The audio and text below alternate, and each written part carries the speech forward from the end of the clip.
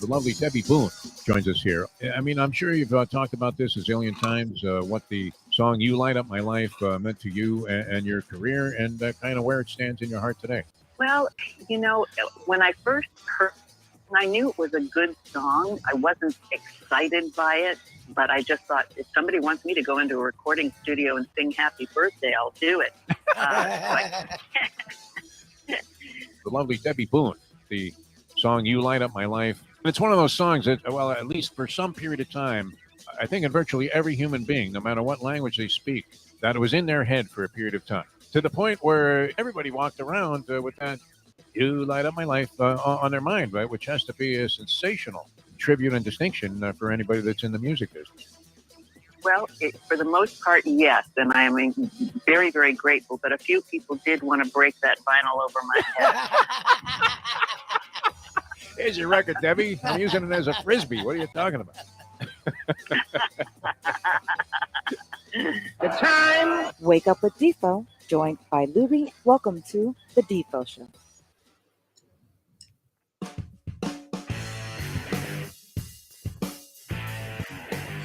On a beautiful Friday here in South Florida, where we originate from with the Defo Show, welcome to the program here, a Deal Volkswagen Degenerate Friday. It's brought to you by the people at Gulfstream Park as well. I'm Jeff Deforrest. He is Mike Lubitz, and a lot on tap for you here this morning.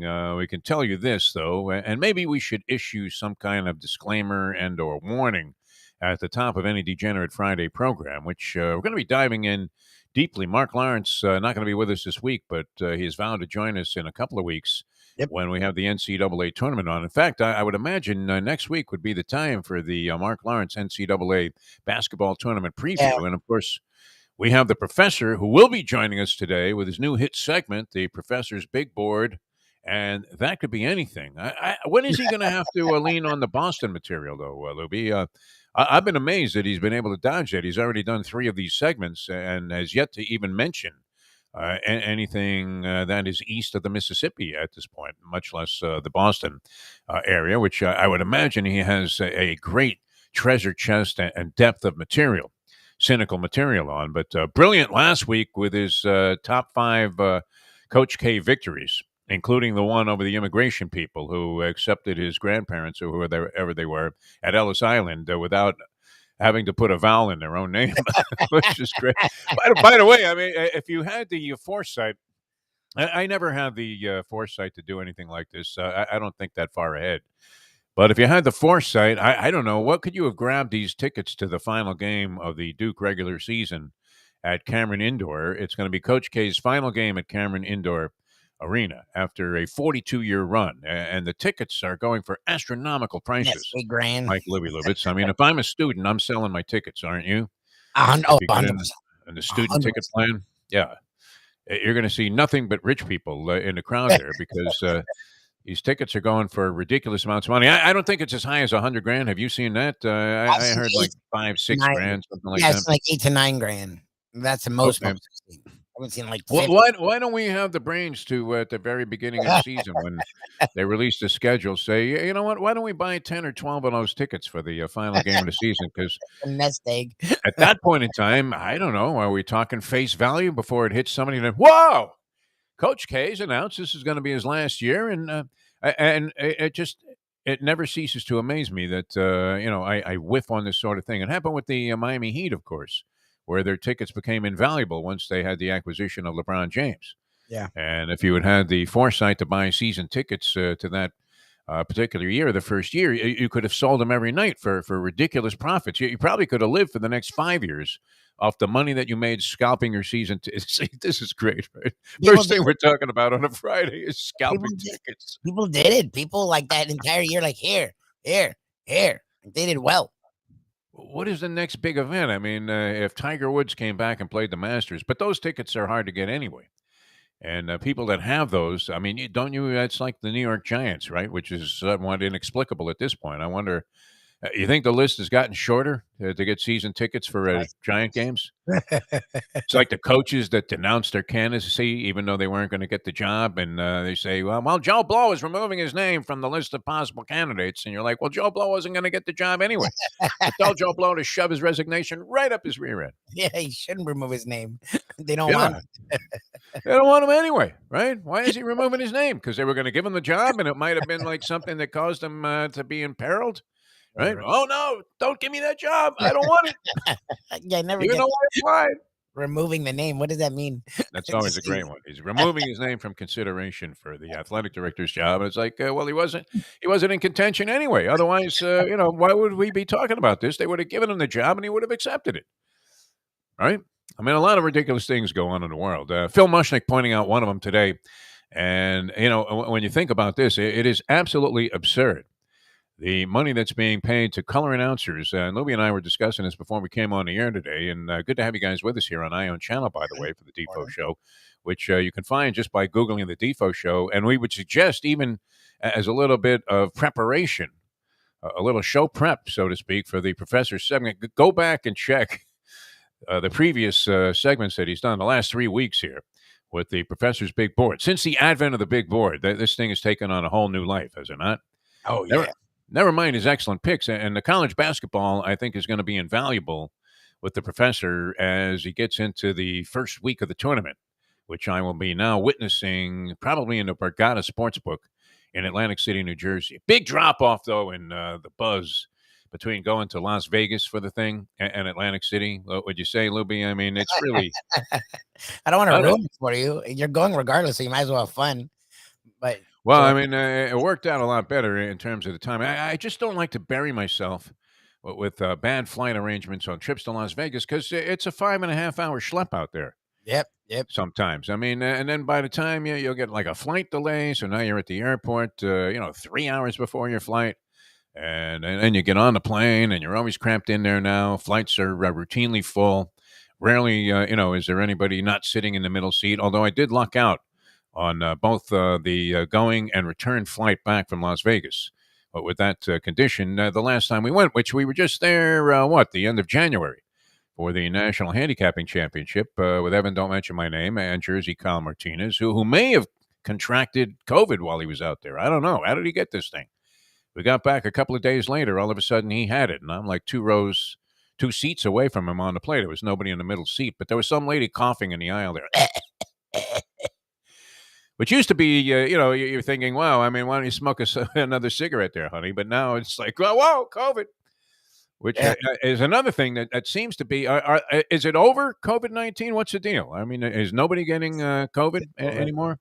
Lubie? It doesn't, the numbers are way down. They are. Yeah. So that's positive. So it's over. I hate saying it's not over. Not it's over? just not what it was. Yeah. Hopefully by now most people have their double vaxxed and your booster, and if you have that, you're in a good spot. Or they had it already, which people did get it more than once. I know people that have had it a couple of times or they've in had the last 2 years. Yeah, which is not. I mean, you talk about drawing the low card, right, or the short straw. That's really, really ugly. But no, I mean the Atlantic City trip is a far cry for any degenerate from being out in Las Vegas for this thing, and I don't consider this a scratch off on the bucket list of being in some casino destination for the beginning of the NCAA tournament, which starts 2 weeks from yesterday. It's March 17th is the first day of this thing. Now, the Professor, I would think, I'm going to lean on the Professor and make a few wagers on this. I don't know that I've watched enough of any particular team to have a feeling that, whoa, those guys are going to be a danger and they might win a game. Now, and you can read all the material you want, read all the brilliant logic that you want. There are any number of organizations now that are publishing, and we mentioned this with Musburger's thing, which I don't know, did they change names? The Vegas Sports Information Network, they were bought out by DraftKings, I believe. Bought out Vegas Sports Information Network, and they kind of dug that they were giving such minute detail on analytics and sabermetrics and all the numerology that they did, that and trends mostly is what it is, right? I mean, Mark Lawrence was onto this thing a long time ago. I mean, people have been trend handicapping forever. I tend not to be that big of a believer in those sort of handicapping theories. I don't know about you, Louis, but I sincerely believe that a game that took place 20 years ago has no relevance whatsoever between two teams when the same two teams meet again, like in 2022. And you're going back and tracking, well, you know what? In the last 7 meetings between these two teams, I don't know. Aren't they like, especially now with free agency and all the transition and salary cap restraints in the National Football League, are they even the same two teams that they were sometimes when they met earlier in the season? That's, I mean, something to take into consideration. So I don't know what it means that they've never lost on a Wednesday night when there's been a full moon. And it was proven once again that there is life on other planets. I don't know. Right? If that has any relevance to the game that's being played tonight between two distinctly different rosters, even though the teams bear the same names. I'm not sure that I buy too much into a lot of trend handicapping, but then, what's weird about it, Lubie? You see that it works, right? Yes. No, that's what I was going to say is with Lawrence, you had him on for years before, and then we started getting him on, and I was like, I always thought trends were weird because, again, this team's not that team. Yeah. But trends aren't always that. So that's he gets very specific to where it would be these two teams with these coaches, and a lot of time it's off the coach. And the coaches, as we've learned, outside of a few, don't change their stripes. Right. So, especially with the preseason thing with Harbaugh or some of these things, it's like this guy's doing this regardless. You with the timeout with McVay, which know, like that was a trend. No matter who he was playing, he's going to get a timeout in there. Like he's just going to do it. That was a bizarre one that happened to work out, which you're and just hoping that Joe Burrow didn't forget to put his mouthpiece in before he ran out on the field. And all of a sudden, you've got Cincinnati calling a timeout out of bizarre necessity. And there goes your money up in smoke. I think some of it might be applicable. I don't know. The coaching tendencies certainly make sense if the coach is the same, because that's a constant. Most of the rest of it depends on so many variables that you would imagine that negates any consistency that you would have in believing in a trend. Although Mark Lawrence also goes with other theories, though. He uses a lot of different numerology when he's handicapping, including one of his big ones in football, I've noticed, is that he always talks about one team out-yarding the other team in their previous meeting. And that they're out-yarding their opponents, meaning that, so they're gaining 400 yards a game or putting up 300, 400 yards a game in offense. And, they're only giving up 200 yards a game, and the other team is particularly vulnerable in this spot. So that's a mathematical, fact or statistic that has some tangible meaning in terms of handicapping a game, right? One team is actually better than the other. And this would be one of the measuring sticks that might prove it. But I don't know that it matters what happened, like when Newt Rockne was coaching Notre Dame, Like those trend people, and it's like for the last 20 years, it's like, I don't give a shit. Like the Dolphins 20 years ago were good. Like I don't care about the last 20 years. Like it's funny too, because now all of the networks that are televising these games and paying gobs of money to have them on TV, and they are thrilled. Let's not forget for a second that the networks are thrilled to be embracing all of this gambling, and that the professional sports leagues now are all totally intertwined and infused with gambling entities, because it leads to more viewers, does it not? Right? Yes. You're going to watch the game if you have money on it. Yep. And the more money you have, the more you'll watch. but I mean, speaking of money and wasted money, this obsession now with networks trying to compete for color analysts, as if there were only like 2 or 3 guys in the world who could possibly embellish a ball game and illustrate and illuminate what was going on the field. And they do it with such expertise that they're worth any amount of money to have on the broadcast. Now think about this, too. I mean, when you're talking about the guys that are pretty much in play, which Mushnick mentioned, I mean, none of them strike me as being overwhelmingly special. Tony Romo had a little bit of charm when he first came on. I was watching a couple of times when he said, well, you know what, they're going to run the ball to the left here because, there's tendency and all of that. And it turned out to be right a couple of times. And then it proved out that he was not exactly Al DeRogatis when it came to this sort of thing, the greatest ever. No. Of this kind of anticipating the play broadcasting. I don't think anybody's ever touched Al DeRogatis, and he's rarely mentioned anymore among the greats of broadcasting, but he was brilliant with Kirk Gowdy. They fit in very well together. Even if he wasn't predicting a play, he still had expert analysis and insight, and he wasn't bombarding you with just a bunch of statistical babble that after a while you're like, okay, Booger McFarlane, shut the bleep up, huh? Now, I would venture this, and it is true, and I think any professional announcer would probably tell you this, that nobody is going to watch like a bad game. Like let's say you had a game between Jacksonville and some other crummy team in the NFL, but you put Jim Nantz and Tony Romo on the broadcast of that game, and meanwhile you had like Green Bay and Tampa Bay with Rodgers versus Brady. And you put like your fifth announcing team on that ball game, nobody's watching the Jaguar game. No, correct? the Jags and Panthers is not getting more viewers than the Packers and the Bucks. That's not Right, because Jim Nantz is doing the game, and you're thinking, whoa, you know what? I was going to watch this great ball game. Everybody's been anticipating for weeks now this meeting between the two best teams in the league here, and it might decide who wins the Super Bowl. But no, I'm not going to watch that because you know what? Jim Nantz is doing a Jaguar game today. And I really want to hear what Tony Romo has to say. And the point being, why is this job now such a precious commodity that they're willing to pay guys $20 million a year to do it? It seems incomprehensible. I mean, most people are paying half-assed attention to what's being said during the ball game anyway, correct? I barely listen. Most of the time I'll have the TV down because that's when Shirley's doing her thing and I'm watching the game. So I don't even look. I don't know if Andy and you are totally right that you know everything by the time you're 8. I don't know if that's true, but I do know by the time I'm this age, I don't need what they're saying. Like it doesn't add If you played any ball at all, you have a very good idea about what's going on. Watch it. That's really what I do. You can see why a guy dropped the ball. I mean, almost every time, routinely, it's that he turned his head to look upfield before the ball hit him in the hands, even though it was semi-simultaneous, but not quite enough that the guy secured a catch first. And anyone who's ever dropped a pass knows exactly what that's all about, right? Even if you were just throwing a ball in the backyard with your 9-year-old son. You have an understanding about what's going on in that situation. So I just, it's great. Guys are getting paid. I mean, that's fantastic. It happened here, even in local radio. Well, when there was a guy named Greg Reed, he took over one of the local sports stations. He decided he was going to go all in. And he escalated everybody's salary, and it helped everybody out, right? Yes. Same thing, Tiger Woods coming into golf, which, by the way, did you see this new thing they have on the PGA Tour? Where they have a category now called personal input. I think it's performance. It's called PIP, personal input. I thought it was a government loan they were talking about. I was going to say that seems like an insurance. Or yeah, some kind of addendum to an already onerous insurance policy.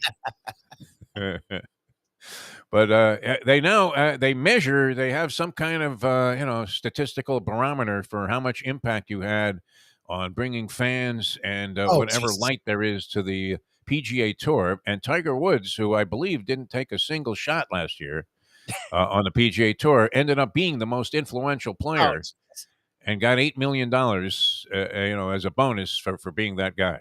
For having nothing to do with the game. Except crashing a car on his way to a practice round. I mean, which did that thing Tiger Woods and car crashes, he outdid. Sadly, he was injured in this thing, and yet, he led the league. I mean, Danica Patrick had nothing on this guy, but nothing ever came out about any of this, right? Like, I mean, how the hell did this guy wheel his car into a ravine there? And you're like, wait a minute, man, nobody. Oh yeah, well, it just happened. That was great, man. The local cops on the scene there. I don't know that anything went wrong there. I mean. Looks to me like, he was going the speed limit and he just happened to, fly over a median, roll down a hill and end up in a creek, right? As if it was an errant drive, at the Masters. But anyway, it's crazy, the money they're paying these guys because what do they do? That's compelling you to, they always talk about eyeballs on screens, right? That's like the terminology, the hip terminology, I guess. Maybe it's archaic at this point, but, the television executives would use, right? Yeah, it's going to draw eyeballs. And so, does the color analyst, whether he's getting paid $1 million a year to do the games, which would already be like a more than fair wage, would it not, for that sort of work? Think about it, Lubie. You're going to go to 20 or whatever, 18 money. great ball games a year. You're going to sit in a booth just like you were at home on your couch, which is what the feeling most executives in the past would have said. This is what we want to bring about. We want people to feel like they did maybe with John Madden, right? Like you were sitting there at Madden's house in the living Yes, room, like and here. he was just kind of kicking it around about what he thought about the game. Yes. And you would say, "Wow, I want to sit with this guy." Now that was great. I don't know that anybody on the current scene really brings that about. Troy Aikman does not do that for me. You would have to say Tony Romo just seemed like a babbling homeless man on a New York subway station that was telling the cops, "You know what? I'm going to have you killed." Like a nutbag, right? Man. Like he rambles a lot. Before cell phones, yeah, you would see crazy people were talking to themselves. Now, even on the walk of life, guys like talking as he's coming towards you, and you're thinking, "Who's he talking to?" Oh, yeah, he's got the thing in his ear.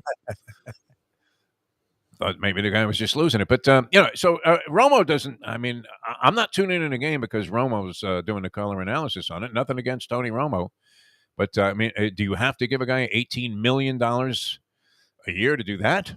I would think not. And they're falling all over each other to get like Chris Collinsworth. What was the last thing you remember that Chris Collinsworth ever said about a ball game? Oh no, nothing. Yeah, nothing. Nothing, right? Give me one thing, that Chris Collinsworth is famous for saying or pointing out. Now, look, I'm not saying he's bad at the job, right? Obviously, he's okay. Fine. Just like Aikman is okay. Any of these guys, yeah, for the most part, pretty much okay. I mean, I don't know. There are a couple of guys that are especially annoying as compared to others. And obviously, I mean, just look at this. I mean, they've been trying to solve this with ESPN to the point now where they were trying to hire Al Michaels and Collinsworth to do their games, right?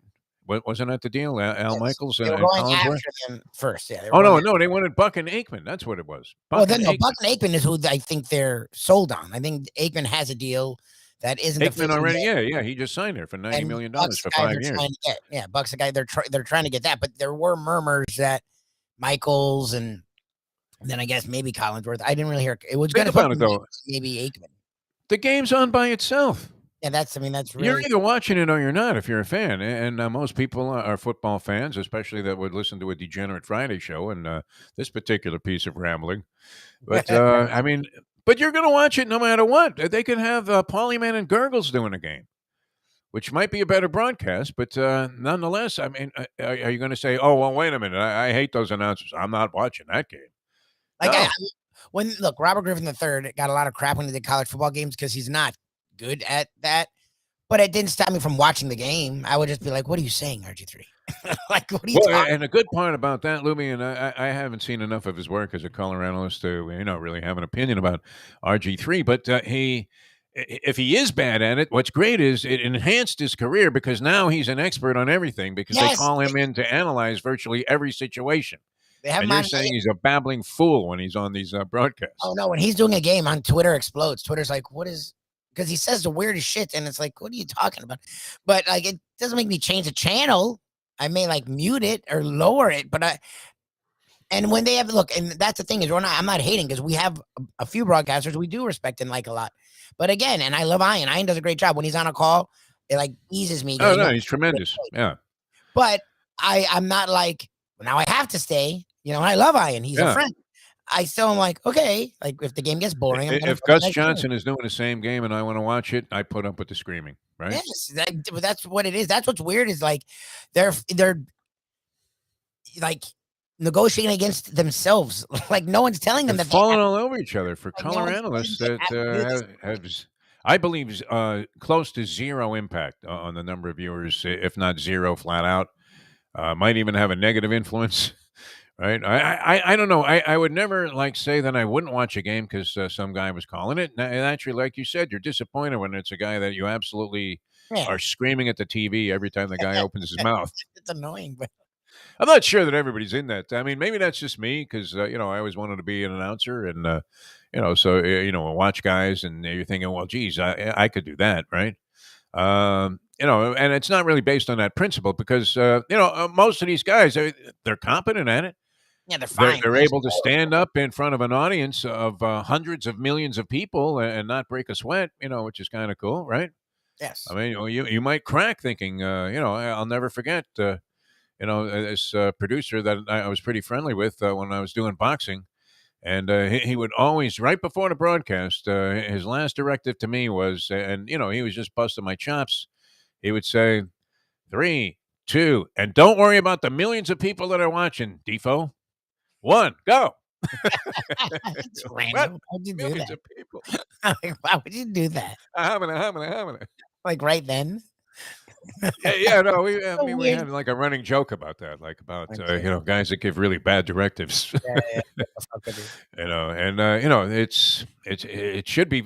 Look, all of these guys, like I say, nothing, nothing negative about it. They get up on TV, they perform, they seem to do a decent job. I don't know that any of the color analysts have thrilled me. And you go back and look, what's missing is personality from almost Yes. all of these people. Devoid, I mean, bereft of any kind of personality. What made Monday Night Football what it was? It was the personality, right? And it might have been like Dandy Don that really carried the load. Meanwhile, you had the polarizing figure of Howard Cosell, right? People Yep. loved him, people hated him. People Hated him. hated him, people loved him. Yep. And he would say, things, and he had that style that still rings in your head if you were a fan of Cosell or Monday Night Football. And then you'd have this guy that's, seeming like he's half in the bag singing, turn out the lights, the party's over. You don't have that anymore. No. Nothing. Oh, that's why Romo got money, because Romo showed that. Yeah. Now, he's been emboldened, so he doesn't shut the fuck up. But, like, we yearn for, it's funny, we yearn for personality, but then they make it a point to not hire personality. It's like the weirdest conundrum. To me, it's like, oh, that's what works. Let's not do that. So somebody auditioned Jason Witten and handed him a spot on Monday Night Football. He was bad. Jason Witten. You could not be a bigger stiff than this guy was as an announcer. Brian Greasy falls into that same category for me. Yes, he's stiff. Sorry, Brian. He might be the greatest guy in the world. I don't know him. But nonetheless, what did he ever say? And then Louis Riddick, you used the word emboldened. I guess emboldened by the fact that Greasy had nothing to say. And like, I fucking. and that Steve Levy was going to let him do his thing, which is very good. I mean, that, on his part, he's actually doing a nice job there, Steve Levy, right? He lets the other guys go, but it's not like he is incompetent or isn't there. So of that crew, you would think that he would be the most valuable, but yet they're probably paying Riddick. I can't imagine that he would be in the same kind of demand after these. Well, obviously he's not, because look, they want to pay. If they're paying Aikman $90 million to do 5 years worth of Monday Night Football, what's the total tab on the broadcast? And then on top of that, they actually have the right formula, which now everybody wants to gravitate towards, which is having two guys just sitting in their living room, like I suggested there with Madden, chewing the fat about the game, right? And doing it. Then they do bring in very illustrious, lists of celebrity guests for almost all of the broadcasts, right? Because, you're seeing, like in the span of a few minutes, LeBron James, Jamie Foxx, Kid Rock. I mean, they give you a nice variety of people that are coming in to commentate, including Brady himself, right? Where are you getting that without Jim Gray tagging along going, okay, Tom, don't worry, no tough questions. Unbelievable. But anyway, that was the thing. Mushnick wrote about that in the New York Post today, and I couldn't agree with him more. Why are these networks, I mean, how dumb are these network executives? They should be involved, in the Major League Baseball negotiations, no? If they're willing to overpay for something, a position that I would think is nowhere near that level of value in terms of what it does for the network. I mean, does it enhance the image of NBC to have certain guys on the network? Maybe.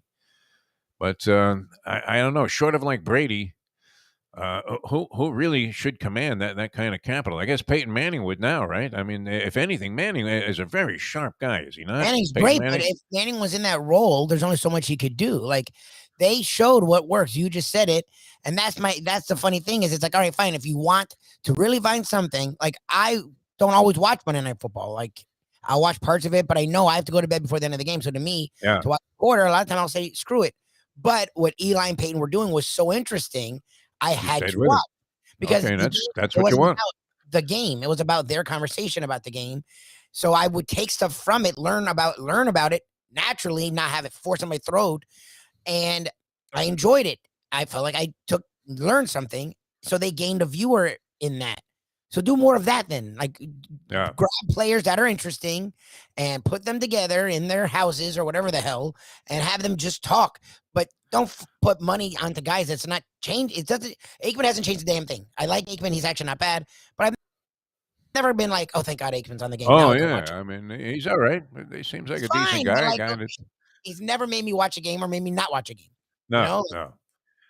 I'd almost rather see somebody else, and that's not a knock on Aikman, but I guess it is, because I find him very cliche riddled. Yeah, he's like, I don't know that he says anything. And one of the things that I really start, resenting in color analysts is when they're afraid to make a call on an instant replay. Yep. And they're like, well, I don't know, Jack. I tell you what, that could have gone either way. It's like, well, we know that. Otherwise, it wouldn't be challenged. But what do you think? I mean, the track announcer will call the photo no matter how razor thin the margin might be, unless it's just absolutely impossible to decipher. But most track announcers are very adept at saying, and it's so-and-so and so-and-so in a photo, and the horse they give first is the one that they believe won, if it's that close. Speaking of racing, wow, Caton Bredar are going to join us. You put that together, Lubie, and this gives you a graduation card as a degenerate, and now you are now a full-fledged card-carrying member of the Degenerate Brethren. And we were very reluctant to accept you because of your cynical nature about gambling and the fact that you don't like to part with a single dime. I just don't like putting money into gambling. I give you guys credit. I just don't. I don't really like all of the contributions I've been making lately either. And once again, like I was in Las Vegas on a whim and a prayer, what is that? Is it a wing and a prayer? I sound like I'm that group that was trying to solve the puzzle there on Wheel of Fortune, right? Oh my God! Yeah, we haven't even talked about that. That's amazing. I think it's a wing. Yeah. Can you blame it on nervousness because you're on TV, or? Come on. They had to teach it to them. Like, even if you've never heard of that expression, because Shirley grew up in Dominican Republic, so sometimes I'll throw out expressions that feather in your map are well known. Put in your lap. But like, they were throwing out things that can't feasibly work. Like when they nap, I'm like, that doesn't make any sense. Your cat. There was just who? I mean, it's a corny phrase, right? Another feather in your cap. Yeah. How old school is that, right? I mean, even Tony has bagged using that expression here. I don't think he's ever used it on a show, going old school with Tony Segreto. But you would have had to have heard that expression at some point in time, so that if you were reading look, I'm not explaining it. Now I'm being Troy Aikman here with my cliche-riddled, just painfully pointing out the obvious analysis of what happened on Wheel of Fortune. That's pretty sad. But, I mean, you would have had to have heard that saying, at some point in time where, when you got most of the puzzle there and you have, it's Terry Bradshaw City, right? He couldn't spell cat. If you spotted him, the C and the T. That's literally what it was. Sajak, if he was on his game that night, would have said, Bradshaw. He would just called out Bradshaw. They should have brought Bradshaw out, right? Carried on some Fox stations, I would imagine. He wouldn't be busting up any contractual, negatives or guidelines that he wasn't allowed to cross. But no, that would have worked out great. All right, now speaking of working out great, and we spent a lot of time on yesterday's show, and I hope you didn't think it was overly self-indulgent. Talking about our upcoming John Oates interview, which we recorded yesterday after the show. And we do this thing, Lubie and I. Lubie pushed me into this, and every day I kind of greet it with a little bit of reluctance, thinking, what? I got to keep working? But, you want to be on as many platforms as you can. Obviously, you reach as many people as you can, largely, to help accommodate our many fine sponsors who have been loyal to us here on the show. And so, and we liked the guy that was running this thing, right? That was part of it, Believe Podcast. And they now changed their name to something else, though. It says Believe Network, which I always wanted it to be. I never needed it to be Believe Podcast Network because everything they do is a little different, and it opens it up to like, well, we never do a podcast. We do a show. Like there's to me a difference between a podcast and a show, and they now are just the Believe Network, which is cool. That's what they always were. Yeah, and it's like remnants of a dream or something. I don't know where you're just piecing things together, Lubie. I mean, that's how we ended up with like Debbie Boone. A lot of people can't accommodate our East Coast morning time in terms of scheduling interviews Yes. because let's say they're in Los Angeles. Well, we exit the airwaves at what would be 6 in the morning there. Guess what? Outside of Brandon Lang, who is usually leaving a strip club in Las Vegas when he Yeah. comes on the show. That's And even he is hard to get inside of that time frame on a Degenerate Friday, Yep. where we would have to impose on him to be on the air with us sometime around at the latest 6:30 in his local time zone out there on the West Coast or close to it anyway in Las Vegas. Not exactly the West Coast, right? Vegas. Nah, West. Desert, my friend. Desert. You know, they whacked Bugsy Siegel because they couldn't build a place, right? They couldn't build a flamingo because they're like dust storms every day. What the hell are you supposed to do, right? Hard to get supplies in there. Look at it now, right? The guy was brilliant, way ahead of his time. Often misunderstood, right? The people that are like way ahead of their time. All right, so maybe John Oates was way ahead of his time. We spent a lot of yesterday's program talking about the fact that Lubie thinks I'm a gutless putz I didn't because see it. I just thought it was funny. because I pop off a big mouth about how John Oates does not belong in the Rock and Roll Hall of For Fame. years. He's carried in there. He is to the Rock and Roll Hall of Fame what Lynn Swann is to the NFL Hall of Fame. Everybody liked Lynn Swann. There was no reason not to like him. He was on any number of great Pittsburgh Steeler teams. The Pittsburgh Steelers, right? You hear Facenda popping up. Yep. It was great. The aforementioned Bradshaw was chucking a rock. Franco Harris. You had Rocky Blyer coming back from Vietnam, for God's sake, being a part of those teams. Unbelievable. He'd been shot a couple of times, but he's still good for 4 yards of carry. I mean, these were real men Mean Joe playing the Green. ball game back then. Mean Joe Green, yeah. Yeah, I mean, that group was nuts. Yeah, Swan Incredible. All right, so Swan was part of good, right? Was he stalwart? I don't know. He made that one. He made One probably catch. many catches, but he made one superbly acrobatic catch Yes. that was up there with any play that you've seen. I mean, most of you guys, as I mentioned, this are the people out there. I don't want to exclude the women that are listening, which I think we have some women that have some serious sports depth We do. that watch and listen to the show. I'm finding that to be true, and it heartens me to think that might be the case. Right, but anybody can picture. I mean, at least some glimpse of that Lynn Swann catch. Correct? I think so. I hope You so. were in what? You were probably still the gleam in your father's eye at that time. They were young when the Steelers were good. Both my parents were young, but Yeah. everyone knows that. I mean, that catch is a big deal. Great, but I mean, did it That make you was a Hall one of Famer? No. Yeah. Okay, so and that was the theory behind Oates that if John Oates had not connected at Temple University with the great Darrell Hall, that he would never have sniffed Hall of Fame stature. And it's a theory that you can refute by saying, well, you know what? It was a team thing because it was at this point. I mean, they had a band backing them up, but they were largely featured as kind of a duet. Correct? Or duo. Yeah, duo. Hall and Oates are only two guys named.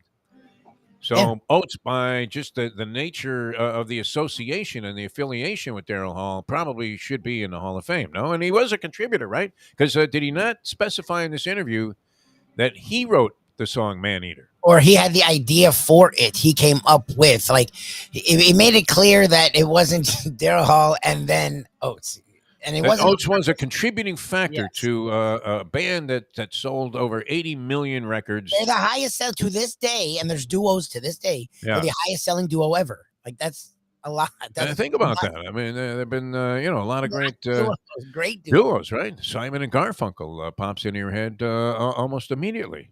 Yes. And you're thinking, wow, they outdid them, and their songs are feel-good songs. You would have to say Hall and Oates, for the most part, their songs, whether you like them or not. I mean, there's all kinds of different tastes in music, but I happen to like a lot of different things. I really like what they do. I Well, just that's the do. thing. Hall and Oates is one of those bands where who's like, oh, I hate Hall and Oates. Yeah. There are certain bands where you're like, people are weird about him. Hall & Oates, I think, is just automatic. Like, Yeah, it's not like, I mean, this isn't Milli Vanilli we're talking about. They're the real deal. They're solid musicians. And, and showing that, John Oates, he was promoting a tour. The reason that we had the interview with him, he was promoting a tour where he's going on the road and doing live performances with some country guitarist whose last name I think was Tripp. I already forgot his name. I wasn't really familiar with him, and I guess he's living in Nashville now, John Oates. And he, met up with this guy and they started doing things together. And now he goes on the road and they just, it sounded like they play acoustic guitars, sing songs, and tell stories about their whole road to where they are now, which obviously would be fascinating because you would imagine that Oates will embellish a lot of Hall & Oates stuff. And those guys have been together or had been together since 1972, right? So I will say this. I mean, Lubie was trying to get me to go ahead and pose my theory and get a reaction from John Oates in the 7 minutes. The window was 7 minutes, so we had to talk to this guy. And he was trying to provoke me to insult the guy inside those 7 minutes by saying, John, you would have to admit that if it weren't for Daryl Hall, you would have never sniffed anything close to being in the Rock and Roll Hall of Fame or any of the success that you achieved over the years with your 21 number one singles and whatever. You would have been a bust, right? You'd be playing some lounge off the strip in Las Vegas, maybe at that place that I told you that even the locals were afraid to go, like Greg Anthony. When we had him on the air, he was from North Las Vegas. Yeah. And I'm calling a fight at this place called, I think it was called Johnny's Silver Nugget. Yes. It was either that or Johnny's Silver Dollar. I thought it was Johnny Silver Dollar. I'm not sure. It was a combined casino bowling alley in the roughest neighborhood. Like Sonny Liston wouldn't even, walk around in this neighborhood. I mean, if they asked him to go collect some dough, he would have said, "Hey, listen, Lou, go get it yourself." Maybe that's why they whacked him. I don't know. But I remember I'm wearing my little announcer's suit and tie, and I'm very excited. I'm going to be calling a fight, and I hadn't been to this venue before, and the cab driver stops like, I'm not even near this place, right? And he says, "I don't go any further in this neighborhood." Oh, jeez. When the cabs are like, no. In Vegas, wouldn't pull up to a hotel. Oh no! How bad is Vegas too? Yeah, and the guy that was in the main event was a guy named Wayne McCullough, who was promoted by the guys that were running the network, finding that surprising that they would find a way to put him in a nationally televised or internationally televised main event, and literally was in like a warehouse behind this combined bowling alley casino, which I think was fronting as some kind of place of espionage. I don't even know what they were doing in there because nobody would come near the place. You had to have several, passwords to get back to the back there and attend the fights. Rich Marotta, the color analyst on that fight. Rich, I think I was doing the very thing that I'm criticizing here on the show today. I was the color analyst, and I knew nothing about any of the fighters. This predated where you had everything available on the internet, and especially I don't know if you guys follow the site BoxRec.com. Have you ever seen that? BoxRec.com. It used to be you didn't have to be a subscriber. I think you have to pay for it now. But tremendous. I mean, the record of every single fighter anywhere in the world, and with a very, very highly reasonable measure of accuracy, which is almost think about tracking that, Lubie. If a guy laced him up once in Tijuana and literally did fight a cab driver, that guy's record is in there in BoxRec, right? And they'll tell you, it may be very scant detail, but they'll have him in there. Yeah. Everyone. Right? Mickey Rourke, man, his record's in there. I think he ended up like 8-0. Mickey Rourke. Those fights at the War Memorial were hysterical, man. But they did draw, that's for sure. Everybody want to see Mickey Rourke go out there and knock some stiff out.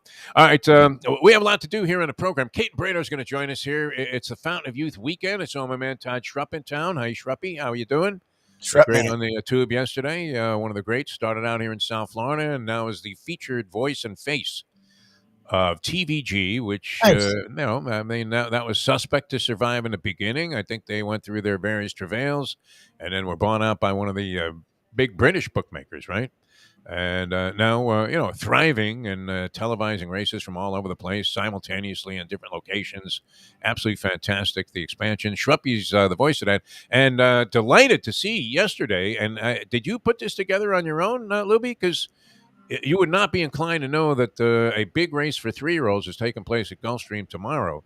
And that is one of the, in a lot of people's opinion, and has been in the past, it's not foolproof, but it can be an early indicator into who might be the horse to play in the Kentucky Derby. And it doesn't necessarily have to be the winner. It could be somebody that looks like runs well, yeah. They're rounding into form, and you're thinking, you know what, a little tough luck in the Fountain of Youth, skip the Florida Derby, boom. But this also has significant points, I guess, valued for entrance into the Kentucky Derby, which appears to be a wide open affair this year. Although we'll have to ask Caton, what happened to this horse Corniche, who won the Breeders' Cup Juvenile? I know you love Corniche. I don't know. I love him, but I mean, he looks pretty convincing in winning. Yeah, Mayo doesn't look. The Mayo extravaganza. You talked to her about it, so you might as well ask again. I mean, she never seems to be bothered. She loves when you talk about specific things. It makes her happy that people actually have a freaking clue.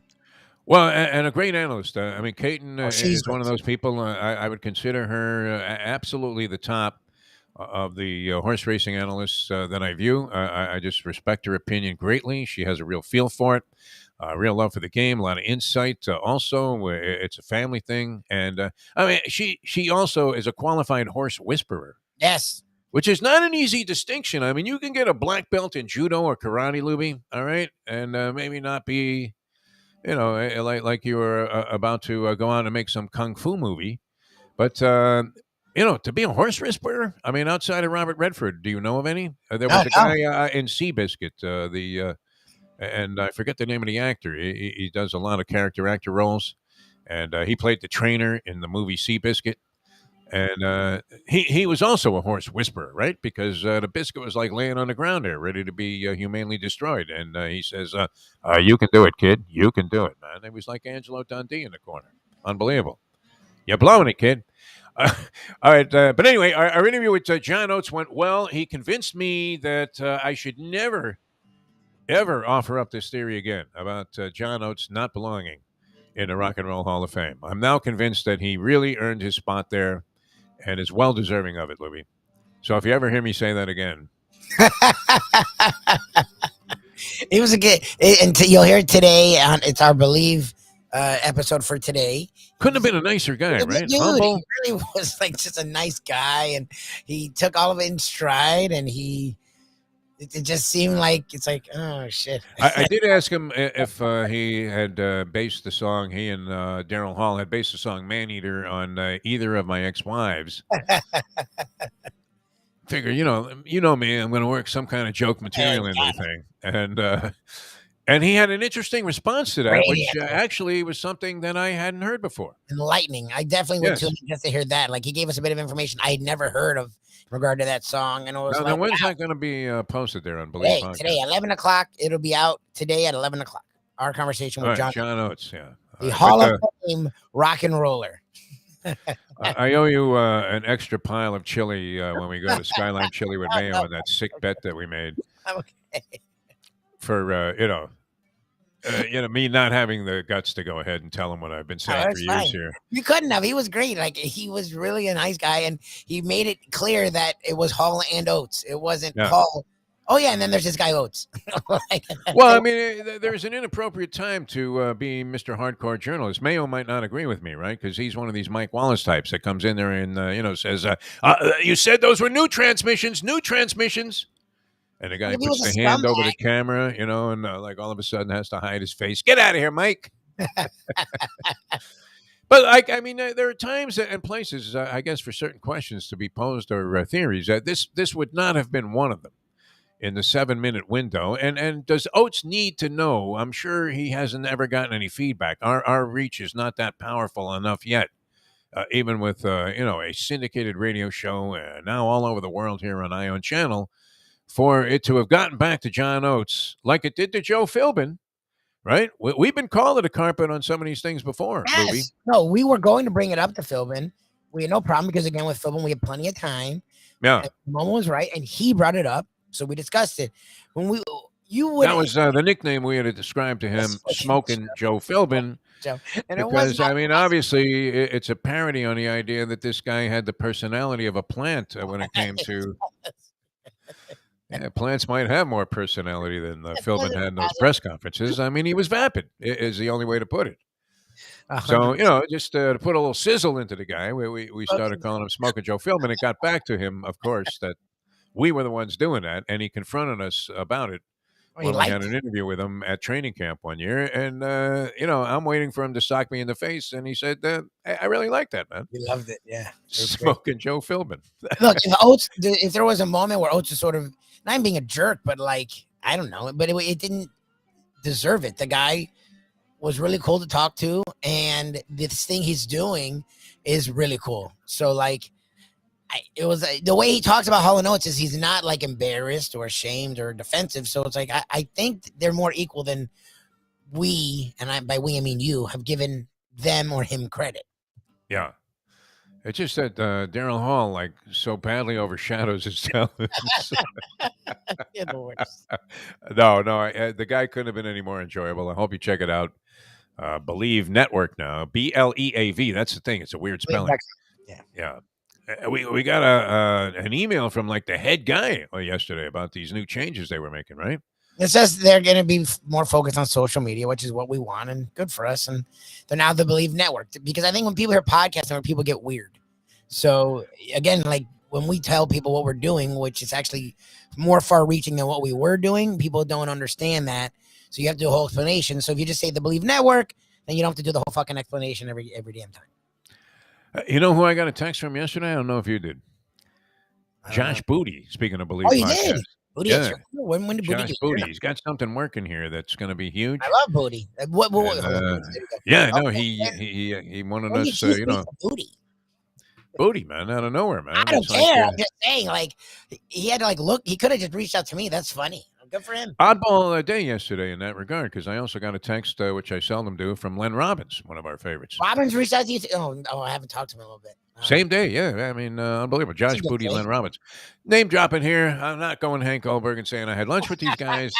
They're friends. I mean, they're friends. But whoever gets together anymore physically anyway, right? You send somebody a text, you feel like, okay. That's our conversation, yeah. That was my socialization for the day here.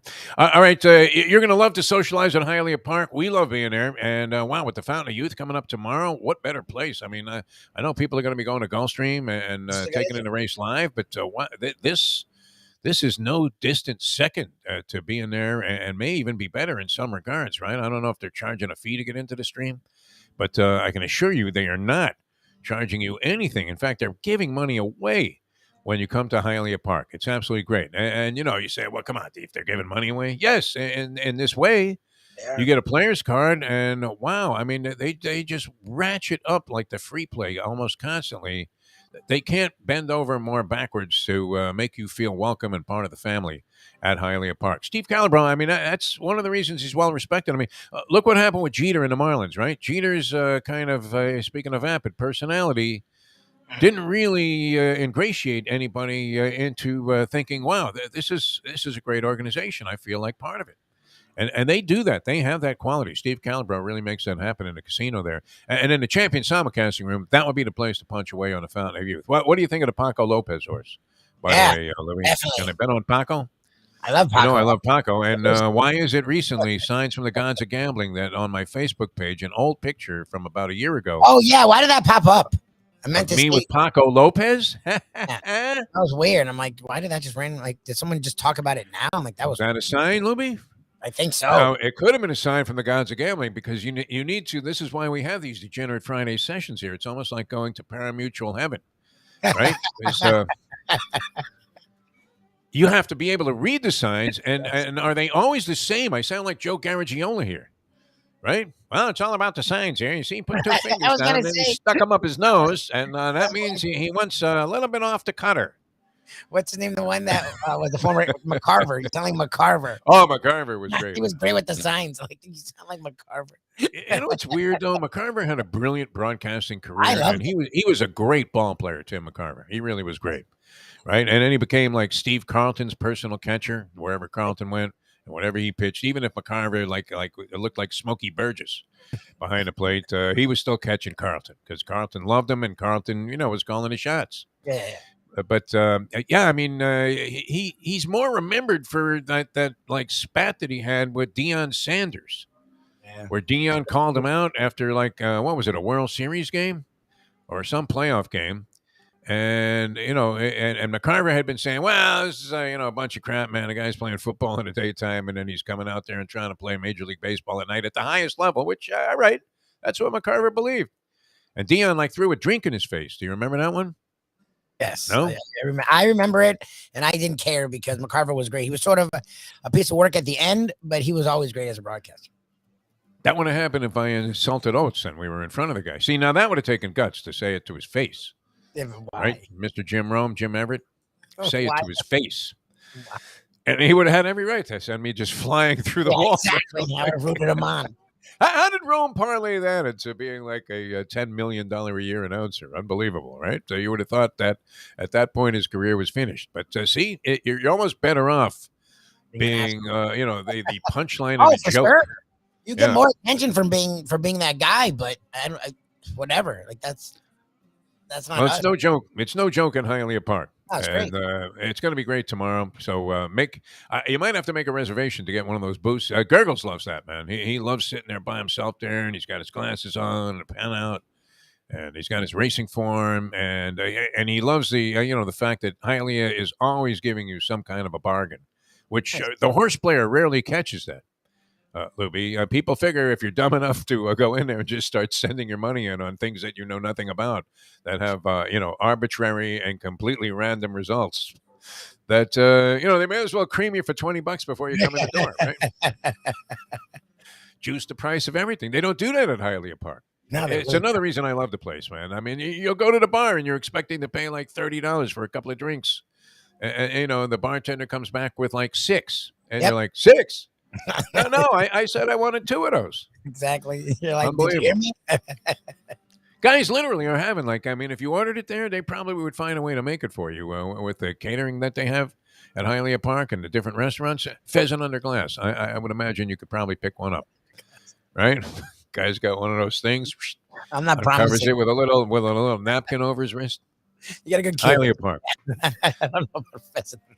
It's a great spot. That's what I'm trying to say. And we will be talking about the Fountain of Youth with the lovely Caton Bredar, one of the standout analysts, one of our favorites on the show.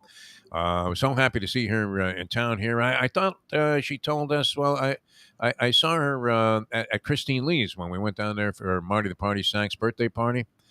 And I thought she was telling me that she was kind of phasing out TVG, but maybe that's not the case. I mean, maybe in the long run, but right now, I mean, it's a big race, and she's as good as it gets. Comes under the Godfather-like heading of just when I thought I was out, they pulled me back in. We'll mention that to her. All right, Caton Bredar coming up here in just a few minutes on the show. The Professor with the big board. Mike Mayo, the Gambling Gourmet, also going to be with us here today. And I would imagine Mayo will have a very scientific analysis of the Fountain of Youth Stakes, because I know he's going to be plunging. Yeah. And he's got a giant bankroll going in because he showed me some ticket, which I can never read them. Like the print's too small. And it's kind of like a guy showing you tickets. This is on a text, where he shows me like the screenshot of one of his bets. And, I'm like, okay, great, Mike. And it could have been that he lost 300. I don't know. I'm just saying great. But it's like when a guy comes up to you at the track and starts showing you losing tickets, and he's like, look at this. I left out the 3, Defo. Like you give a flying one, right? How this guy lost his money. He loses every race. Hey, Arnie, you lose every race. What are you showing me the tickets for? I don't need to see this. Stop shoving this paper in my face. The track's great, man. I mean, it's like the world's greatest social club. Really good characters, boy. A bunch of Michigan people running around think they know something. But you know what? As Mike Westhoff told us on yesterday's Believe, well, it's not a podcast anymore. It's just a Believe thing. No, what do we call it? It's a Believe podcast, but they're just a Believe network. You can call it Unbelieve. Okay. And the name of his book is Figure It Out, right? Sometimes, you have to find a way to figure it out, which is what we're going to try to do with the Fountain of Youth. We'll zero in on this 3-year-old picture and trying to get some kind of clairvoyant view of what's going to happen for the Kentucky Derby, which can be very profitable. That is the best betting that's the event best. of anything that you could possibly bet on. Once a year it happens. The pools are humongous. Every fool wants to place a bet on the Derby, which is fine. I mean, it's kind of like when the Powerball jackpot gets up to like 470 million. And all of a sudden, you're peeling off a 20 every time that the drawing is held. Yep. And you're thinking, wait a minute, I just got stuck for $100. I'd be pissed if I was at the track. And I had no shot to win this thing. So we'll figure it out with Caton Bredar. That's coming up next, the Professor. And then Mike Mayo, the Gambling Gourmet, will join us here all on a Deal Volkswagen Degenerate Friday. I'm Jeff Deforrest. He is Mike Lubitz. And we'll return with more in a moment. Now that. The time. It's 7:59. Poker is your game. You're covered in style. And you can play all your favorite Vegas-style games, including blackjack, craps, and roulette in Hialeah Park's sizzling hot casino. Get a player's card when you walk through the door for all kinds of generous amenities, including our favorite, free play, when you come out to the ultimate casino and entertainment destination, Hialeah Park.